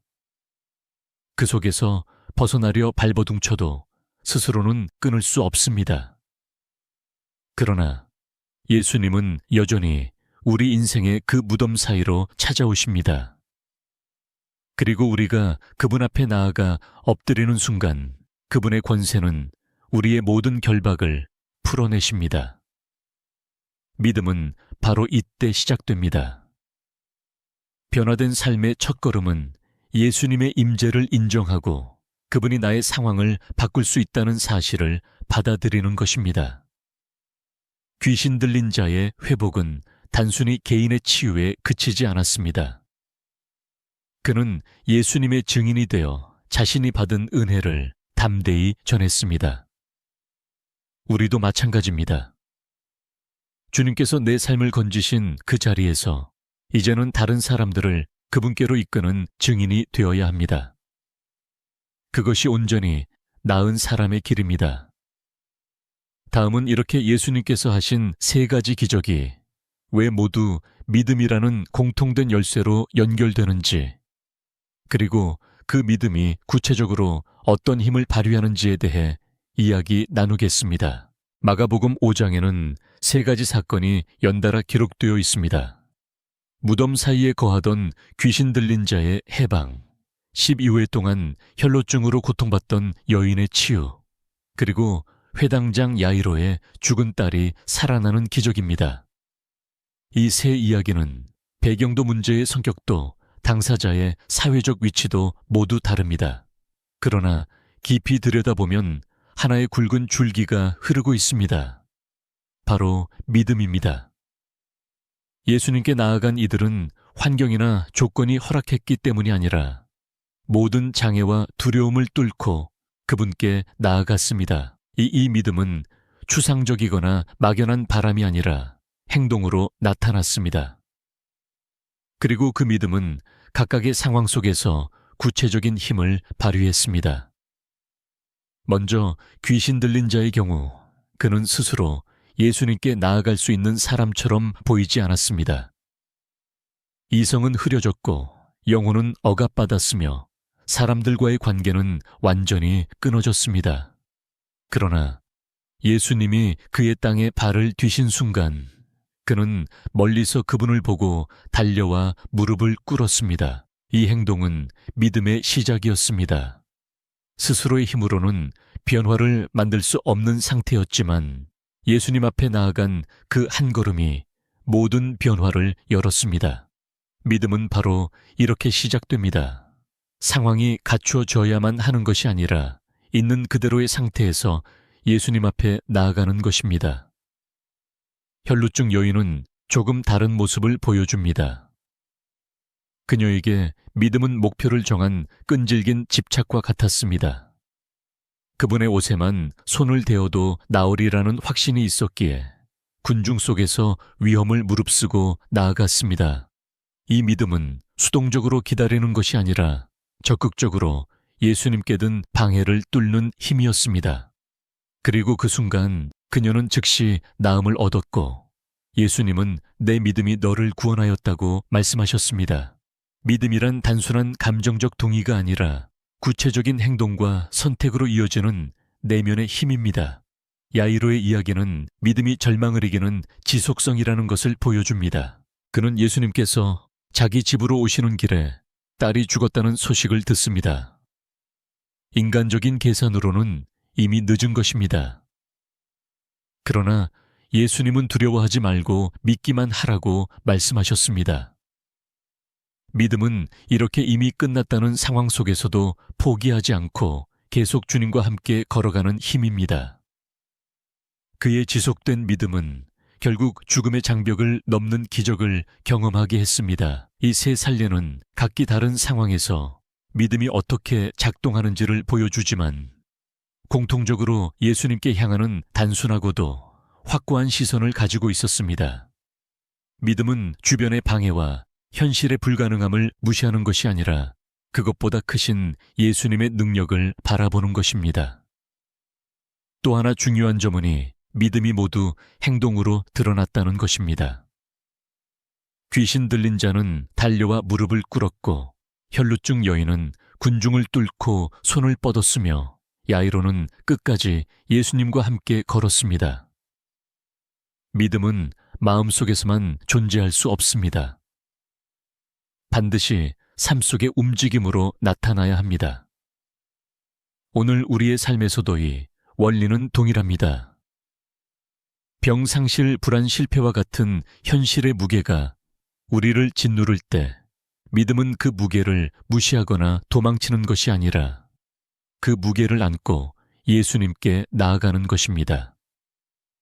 믿음의 힘은 우리의 상황이 아니라 믿음의 대상이신 예수님의 성품과 권능에서 나옵니다. 예수님은 단지 능력만 가지신 분이 아니라 우리를 불쌍히 여기시고 회복시키기를 원하시는 분입니다. 그래서 믿음은 단순한 의지의 힘이 아니라 그분의 성품을 신뢰하는 확신입니다. 마가복음 5장은 이를 분명하게 보여줍니다. 회복된 사람들은 모두 예수님을 향한 믿음을 행동으로 옮겼고 그 믿음은 전혀 다른 결과를 낳았습니다. 그리고 치유와 회복을 경험한 이후 그들은 모두 예수님께 받은 은혜를 전하는 삶으로 나아갔습니다. 귀신 들린 자는 데가볼리로 가서 복음을 전했고 혈루증 여인은 자신의 이야기를 숨기지 않고 고백했으며 야이로와 그의 가족은 그 기적을 간직하며 예수님을 따랐을 것입니다. 믿음은 기적의 끝이 아니라 그 이후의 삶을 변화시키는 시작입니다. 그러므로 오늘 우리에게도 중요한 질문이 남습니다. 나는 어떤 상황 속에서 믿음을 행동으로 옮기고 있는가? 우리의 상황이 다르고 문제의 종류가 달라도 믿음의 본질은 동일합니다. 그것은 예수님께 향한 시선을 놓지 않는 것이며 그분의 말씀을 붙들고 끝까지 걸어가는 것입니다. 다음은 믿음이 단지 개인의 회복을 넘어서 공동체 전체에 어떤 영향을 미치는지에 대해 이야기 나누겠습니다. 마가복음 5장에서 예수님께 나아온 세 사람, 귀신 들린 자 혈루증 여인, 그리고 회당장 야이로 모두의 회복에는 개인의 문제 해결을 넘어 공동체에 미친 변화가 있었습니다. 이 부분은 종종 간과되지만 성경은 하나님이 주시는 치유와 구원이 결코 한 개인의 울타리 안에만 머물지 않고 반드시 주변과 공동체에 파급된다는 사실을 보여줍니다. 예수님의 사역은 철저히 관계와 공동체 회복을 포함하고 있었습니다. 먼저 거라사 지방 귀신 들린 자를 생각해 봅시다. 그는 무덤 사이에 거하며 사회로부터 철저히 분리된 삶을 살고 있었습니다.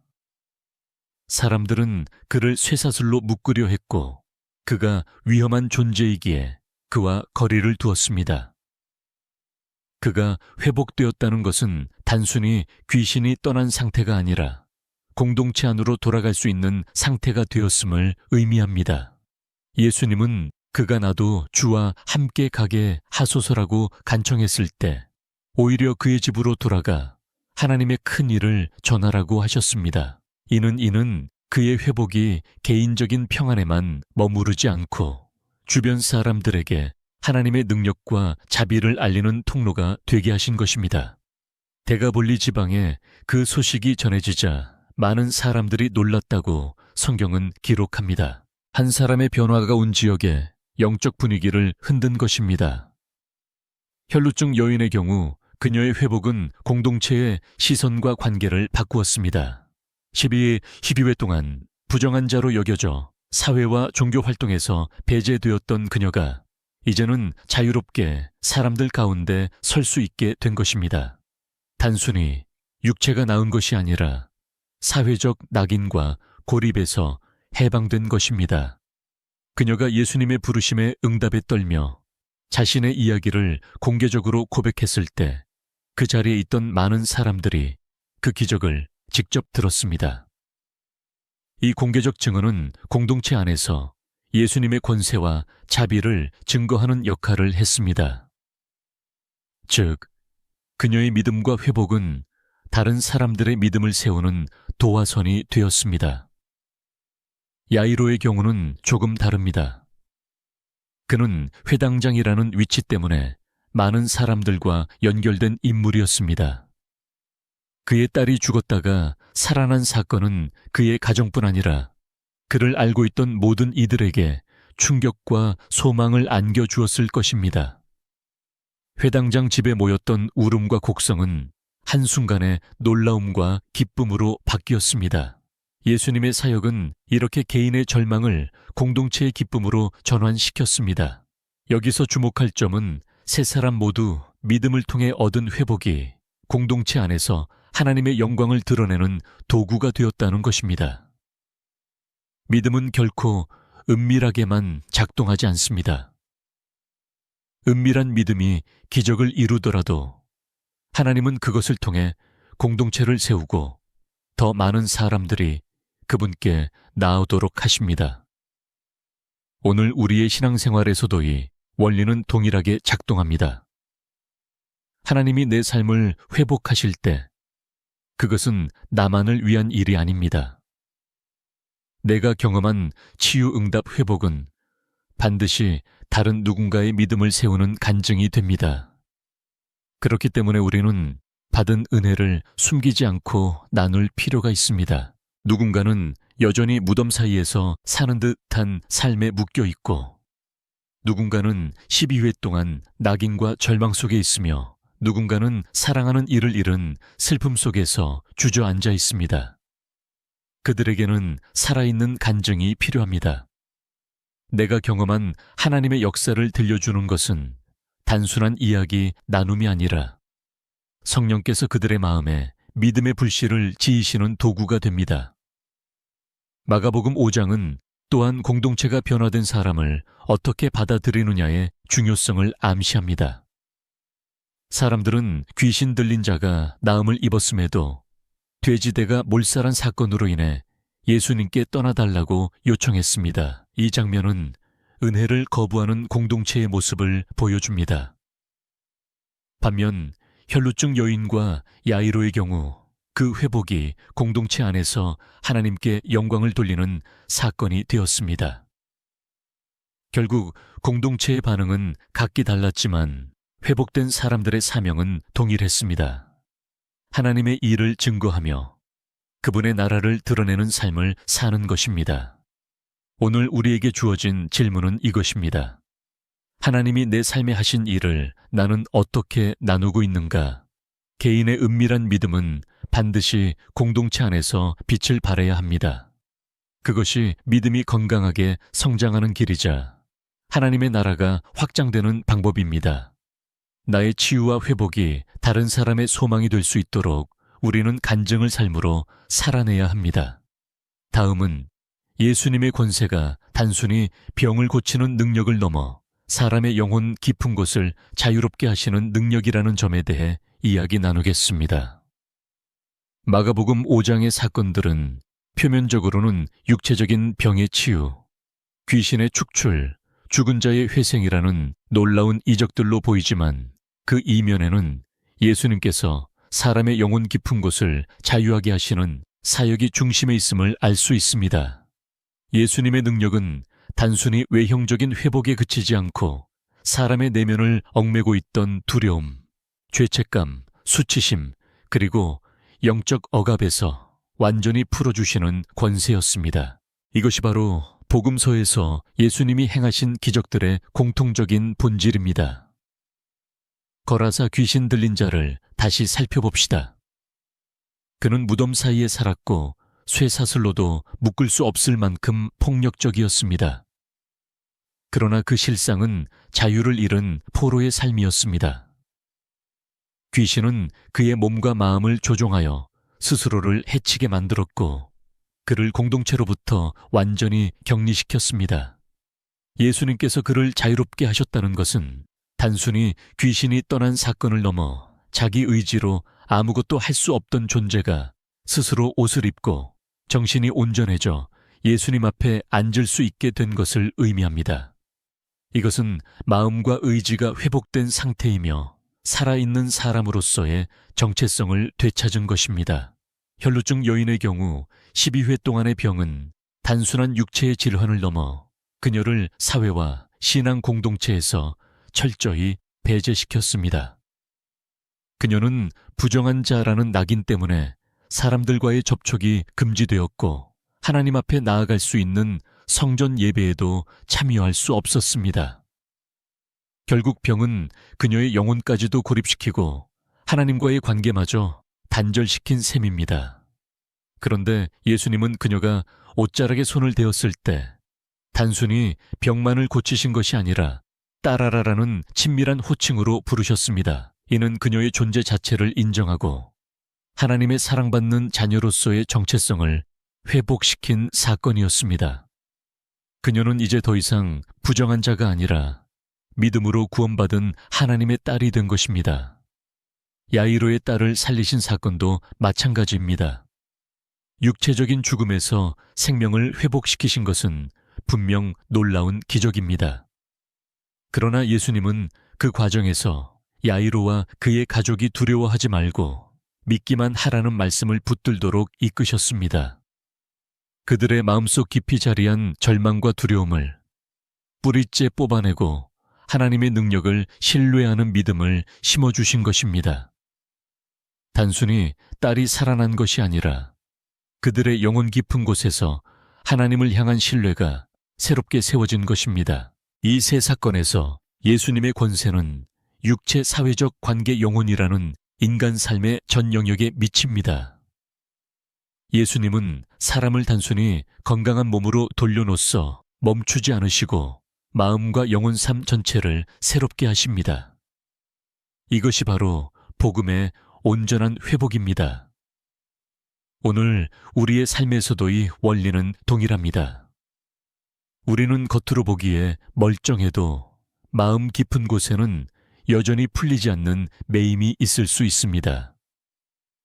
과거의 상처 반복되는 실패 죄책감, 두려움 사람들의 시선에 대한 예민한 반응, 혹은 하나님 앞에 나아가지 못하게 만드는 자기 부정감 등이 그것입니다. 이 모든 것은 영적인 쇠사슬과 같아서 스스로의 힘으로는 끊기 어렵습니다. 그러나 예수님은 지금도 우리의 영혼 깊은 곳까지 손을 뻗으셔서 자유케 하십니다. 그분은 단순한 위로자가 아니라 실제로 묶임을 끊고 새로운 삶을 시작하게 하시는 분입니다. 그렇기 때문에 믿음은 단순히 병이 낫기를 바라는 수준을 넘어 내 마음과 영혼이 그분 안에서 완전히 자유롭게 되기를 구하는 것입니다. 마가복음 5장의 사람들은 모두 육체적인 문제를 가지고 예수님께 나아왔지만 결과적으로 그들이 경험한 것은 영혼의 자유였습니다. 귀신 들린 자는 온전한 정신을 되찾아 증인이 되었고 혈루증 여인은 하나님의 딸로 인정받았으며 야이로의 가정은 죽음의 공포 속에서 믿음의 평안을 누리게 되었습니다. 이것이야말로 예수님께서 주시는 진정한 구원입니다. 우리의 기도 제목이 육체적 필요나 환경의 변화에만 머무른다면 하나님께서 주시고자 하는 더 크고 깊은 회복을 놓칠 수 있습니다. 예수님은 몸과 마음 그리고 영혼을 동시에 만지십니다. 그렇기에 우리는 그분 앞에 나아갈 때 삶의 한 부분이 아니라 전 존재를 내어 들려야 합니다. 예수님의 권세는 전인적입니다. 몸을 고치실 뿐 아니라 마음을 치유하시고 영혼을 새롭게 하십니다. 이것이 마가복음 5장이 우리에게 주는 확신입니다. 다음은 이렇게 영혼이 자유함을 얻은 사람들이 이후에 어떻게 살아가야 하는지, 믿음의 길 위에서 어떤 방향을 잡아야 하는지에 대해 이야기 나누겠습니다. 마가복음 5장에서 예수님을 만나 회복된 세 사람의 이야기를 따라가다 보면 그들의 변화는 단순히 그 순간에 머물지 않았음을 알게 됩니다. 진정한 믿음은 기적이 일어난 순간에 끝나는 것이 아니라 그 이후의 삶의 방향과 태도로 증명됩니다. 예수님은 병을 고치고 귀신을 내쫓고 죽은 자를 살리신 뒤 그들을 단순히 일상으로 돌려보내지 않으셨습니다. 대신 그들이 새로운 삶을 살도록 사명을 주시고 믿음의 길 위에서 나아갈 방향을 분명하게 알려주셨습니다. 먼저 거라사 지방의 귀신 들린 자를 보겠습니다. 그는 예수님께서 자신을 고쳐주신 후 나도 당신과 함께 가게 하소서라고 간청했습니다. 인간적으로 보면 그 요청은 자연스럽고도 이해되는 것입니다. 자신을 구해주신 분과 함께 있고 싶은 마음, 그리고 다시는 옛날의 무덤과 광야로 돌아가고 싶지 않은 마음이었을 것입니다. 하지만 예수님은 그에게 뜻밖의 말씀을 하셨습니다. 내 집으로 돌아가 주께서 내게 어떻게 큰 일을 행하사 너를 불쌍히 여기신 것을 알리라.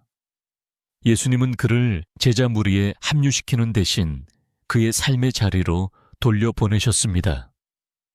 이는 그가 받은 은혜를 삶의 현장에서 나누도록 하신 것입니다.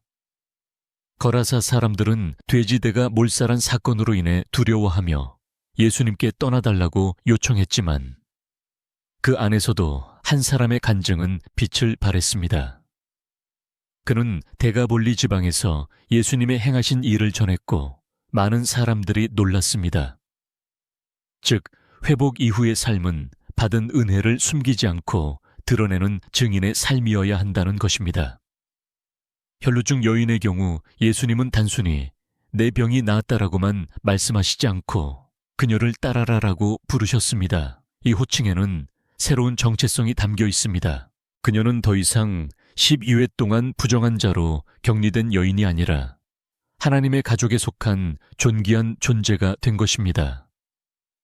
예수님은 평안히 가라, 내 병에서 놓여 건강할지어다 라고 말씀하시므로 단지 육체적 치유가 아니라 삶 전체를 새로운 평안으로 인도하셨습니다. 그녀가 받으니 평안은 일시적인 감정이 아니라 앞으로의 삶을 지탱하는 영적 토대가 되어야 했습니다. 이제 그녀는 자신을 규정하던 과거의 수치와 단절을 넘어 믿음으로 살아가는 삶을 걸어가야 했습니다. 야이로와 그의 가족도 마찬가지입니다. 딸이 살아났다는 기적은 단순히 가정의 기쁨을 회복한 사건이 아니었습니다. 예수님께서 두려워하지 말고 믿기만 하라라고 하신 말씀은 한 번의 기적을 경험한 이후에도 계속해서 믿음으로 살아가야 한다는 명령이었습니다. 죽음의 절망에서 생명을 경험한 그들은 이제 매일의 삶 속에서도 하나님의 능력과 신실하심을 기억하며 살아야 했습니다. 이 세 사람의 공통점은 회복 이후에 주어진 새로운 길이 있었다는 것입니다. 예수님을 만난 순간은 시작이었을 뿐이며 그 이후의 삶이 믿음을 증명하는 무대가 되었습니다. 우리도 마찬가지입니다. 기도의 응답이나 하나님의 도움을 경험한 순간이 있다면 그것은 단지 마침표가 아니라 첫걸음입니다. 받은 은혜를 간직하고 삶 속에서 나누며 이전과 다른 방향으로 살아가야 합니다. 믿음의 길 위에서 방향을 잡는다는 것은 두 가지를 포함합니다. 첫째, 과거로 돌아가지 않는 결심입니다. 거라사 귀신 들린 자가 다시 무덤과 산으로 돌아가지 않은 것처럼 우리는 이전의 절망, 죄 불신의 자리로 돌아가지 않기로 결단해야 합니다. 둘째, 받은 은혜를 나누는 삶입니다. 예수님은 회복된 자들을 대부분 돌아가서 알리라고 보내셨습니다. 나의 간증은 누군가의 소망이 될 수 있고 나의 변화는 누군가의 믿음을 세울 수 있습니다. 마가복음 5장의 회복 이야기는 믿음의 시작과 믿음의 지속이라는 두 축으로 완성됩니다.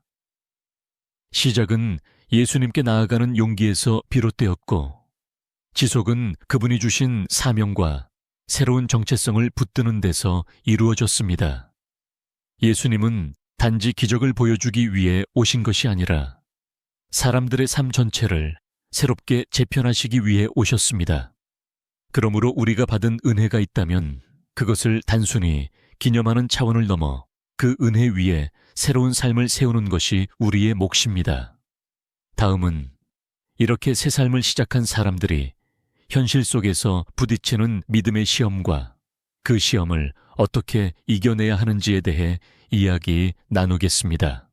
마가복음 5장에서 예수님을 만나 치유와 회복을 경험한 사람들의 삶은 기적 이후에도 결코 순탄한 길만 있었을 것이라 단정할 수 없습니다. 오히려 새로운 삶을 걸어가면서 그들은 또 다른 종류의 시험과 마주했을 것입니다. 그리고 이것은 오늘날 믿음의 길을 걷는 우리에게도 동일하게 찾아오는 현실입니다. 믿음의 시험은 보통 기적을 경험한 직후 은혜의 감격이 차에 식기도 전에 시작됩니다. 먼저 거라사 지방 귀신 들린 자의 경우를 생각해 봅시다. 그는 예수님의 능력으로 온전히 회복되었고 정신이 온전하여 옷을 입고 앉아 있었습니다. 그러나 그가 살아가야 할 지역 사회는 여전히 변하지 않았습니다. 예수님의 기적을 보고도 두려움에 사로잡혀 그분께 떠나달라고 요청한 사람들이었습니다. 그는 다시 돌아간 집과 마을에서 예전에 자신을 기억하는 사람들의 시선과 마주해야 했습니다. 저 사람이 진짜 나왔을까? 다시 예전처럼 돌아가는 거 아니야? 와 같은 의심과 불신의 눈초리를 견디어야 했습니다. 은혜를 받은 후에도 주변 환경은 그 은혜를 지지하지 않을 수 있다는 사실이 믿음의 첫 번째 시험입니다. 이때 필요한 것은 사람들의 인정이 아니라 예수님이 하신 일을 붙드는 확신입니다. 혈루증 여인에게도 시험은 있었을 것입니다. 그녀는 12회 동안 부정한 자로 살아왔고 사회와 종교 공동체로부터 철저히 배제되어 있었습니다. 치유 이후에 그녀가 다시 공동체로 돌아갔을 때 사람들은 그녀를 완전히 환영했을까요? 아마도 어떤 이들은 여전히 과거의 그녀를 떠올리며 경계하거나 멀리했을 것입니다. 뿐만 아니라 병이 재발하지 않을까 하는 두려움이 그녀 마음속에 찾아왔을 수 있습니다. 오랜 질병은 단순히 몸만이 아니라 마음과 생각까지 사로잡습니다. 새로운 삶을 시작했음에도 불구하고 과거의 기억과 불안이 계속해서 믿음을 흔드는 경우가 많습니다. 그녀에게 필요한 것은 예수님의 내 믿음이 너를 구원하였다는 말씀을 계속 마음에 새기며 믿음을 현재형으로 유지하는 것이었습니다. 야이로와 그의 가족 역시 마찬가지입니다. 딸이 살아나는 기적을 경험했지만 그 사건이 끝난 후에도 현실의 삶은 계속됩니다. 다른 문제와 어려움이 찾아올 것이고 또다시 절망의 순간을 맞을 수도 있습니다. 그때마다 이번에도 예수님이 함께 하신다는 믿음을 지켜내야 합니다. 두려워하지 말고 믿기만 하라는 주님의 말씀은 단발적인 상황에만 해당되는 것이 아니라 인생 전반에 걸쳐 적용되는 진리입니다. 그러나 그 말씀을 붙드는 일은 결코 쉽지 않습니다. 왜냐하면 현실의 압박은 항상 눈앞에서 우리를 흔들기 때문입니다. 믿음의 시험은 크게 두 가지 형태로 옵니다. 첫째는 외부로부터 오는 시험입니다. 사람들의 비난, 오해, 무관심 혹은 적대감이 그것입니다. 은혜를 받은 이후에도 세상은 그 은혜를 인정하지 않을 수 있습니다. 오히려 변화된 삶을 시기하거나 방해하려는 경우도 있습니다. 이럴 때 우리는 은혜를 준 분이 사람들의 반응에 따라 변하지 않는다는 사실을 기억해야 합니다. 예수님이 나를 회복하셨다는 진리는 세상의 시선에 의해 흔들릴 수 없는 절대적 사실입니다. 둘째는 내부로부터 오는 시험입니다. 이는 의심, 두려움, 과거의 상처가 되살아나는 경험 등입니다. 하나님께서 이미 해결하신 문제를 마음속에서 다시 불러내어 붙잡고 있는 경우가 있습니다. 그리고 이런 시험은 은밀하게 천천히 믿음을 약화시킵니다. 그러므로 우리는 마음과 생각을 지키는 영적 훈련이 필요합니다. 말씀을 묵상하고 받은 은혜를 반복해서 기억하며 간증을 나누는 것은 믿음을 유지하 큰 힘이 됩니다. 마가복음 5장의 세 사람은 각기 다른 방식으로 이 시험을 마주했을 것입니다. 그러나 공통적으로 그들이 믿음을 지킬 수 있었던 이유는 예수님과의 만남이 단순한 사건이 아니라 인생의 전환점이었기 때문입니다. 기적이 일어난 그 순간이 끝이 아니라 그 이후의 모든 걸음을 주님의 말씀 위에 세운 것입니다. 오늘 우리도 동일한 부르심을 받습니다. 기도의 응답을 경험한 직후가 오히려 가장 중요한 시기입니다. 은혜를 받은 후 믿음을 유지하는 것이 은혜를 받기 위해 믿음을 발휘하는 것만큼이나 어렵기 때문입니다. 하나님은 기적을 주실 뿐 아니라 그 기적 이후의 삶까지 책임지시는 분입니다. 그러나 그분의 인도하심을 따라가는 것은 우리의 몫입니다. 결국 믿음의 시험을 이기는 비결은 받은 은혜를 잊지 않는 데 있습니다. 하나님이 내 삶에 하신 일을 구체적으로 기억하고 그것을 사람들과 나누며 매일의 삶에서 그 은혜 위에 결정을 세워 나가는 것입니다. 이것이야말로 기적 이후에도 믿음이 자라나는 길입니다. 다음은 마가복음 5장의 세 이야기가 하나로 모아져 우리에게 던지는 결론과 오늘 우리의 삶에 적용할 수 있는 믿음의 원리에 대해 이야기 나누겠습니다. 마가복음 5장은 세 가지 기적 이야기가 하나로 엮이며 예수님을 만난 사람들이 어떻게 변화했고 그 이후 삶을 살게 되었는지를 압축적으로 보여줍니다. 무덤 사이에서 살며 모든 관계가 끊어진 귀신 들린 자, 12회 동안 병과 수치 속에 갇혀있던 혈루증 여인, 죽음을 맞이한 딸 앞에서 절망하던 회당장, 야이로와 그의 가족이들은 모두 전혀 다른 배경과 문제를 가지고 있었지만 한 가지 공통된 길을 걸었습니다. 바로 예수님께 나아가는 믿음을 지켰다는 것입니다.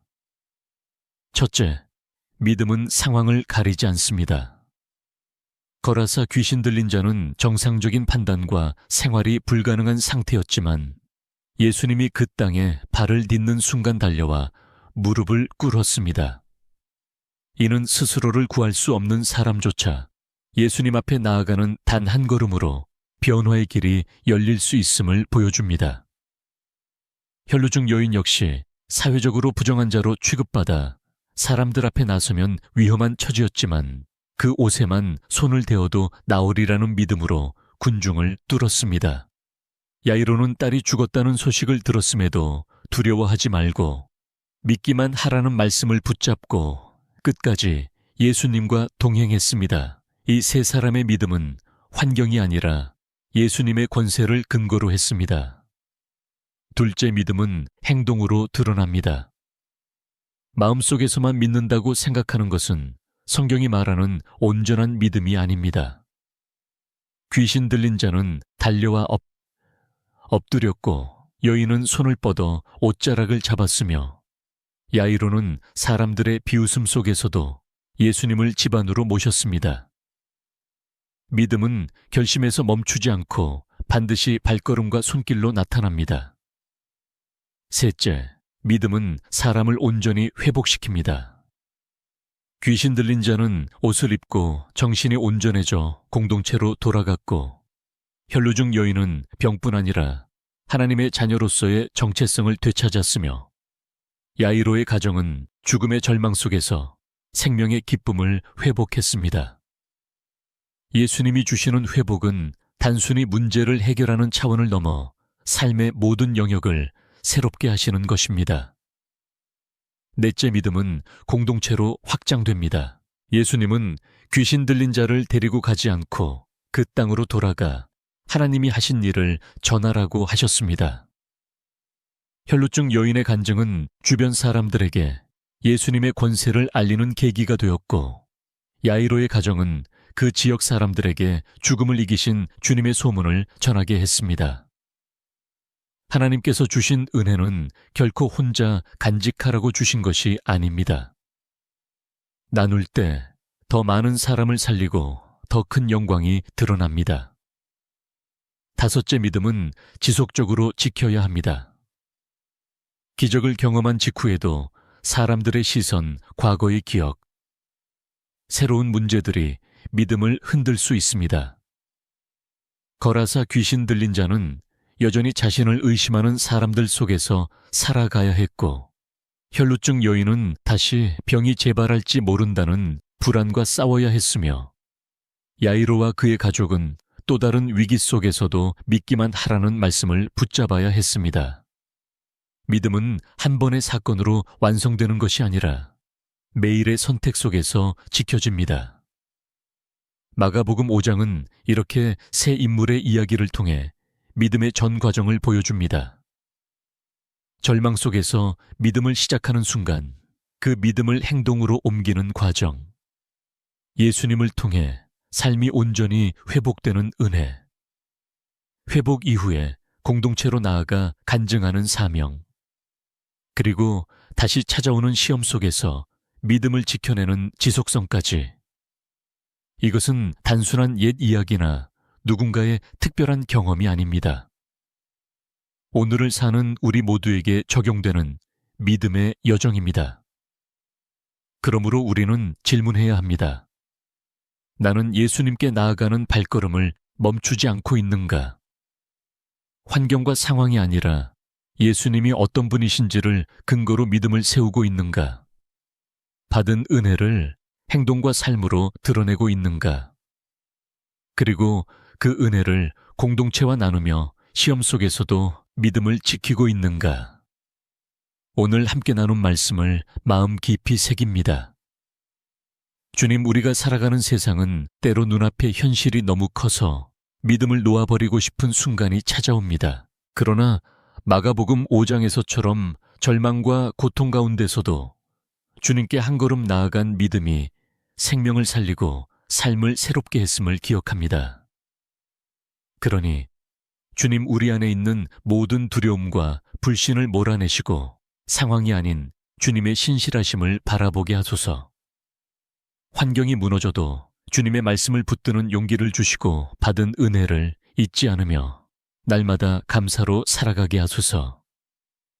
우리가 걷는 모든 길에서 주님의 능력이 드러나고 우리의 삶이 누군가에게 소망이 되게 하옵소서. 예수님의 이름으로 기도드립니다. 아멘. 여러분도 이 믿음을 붙들고 살아가길 원하신다면 좋아요를 눌러주시고 댓글에 아멘이라고 남겨주세요. 하나님의 평안과 회복의 은혜가 여러분의 삶 위에 충만하기를 축복합니다입니다.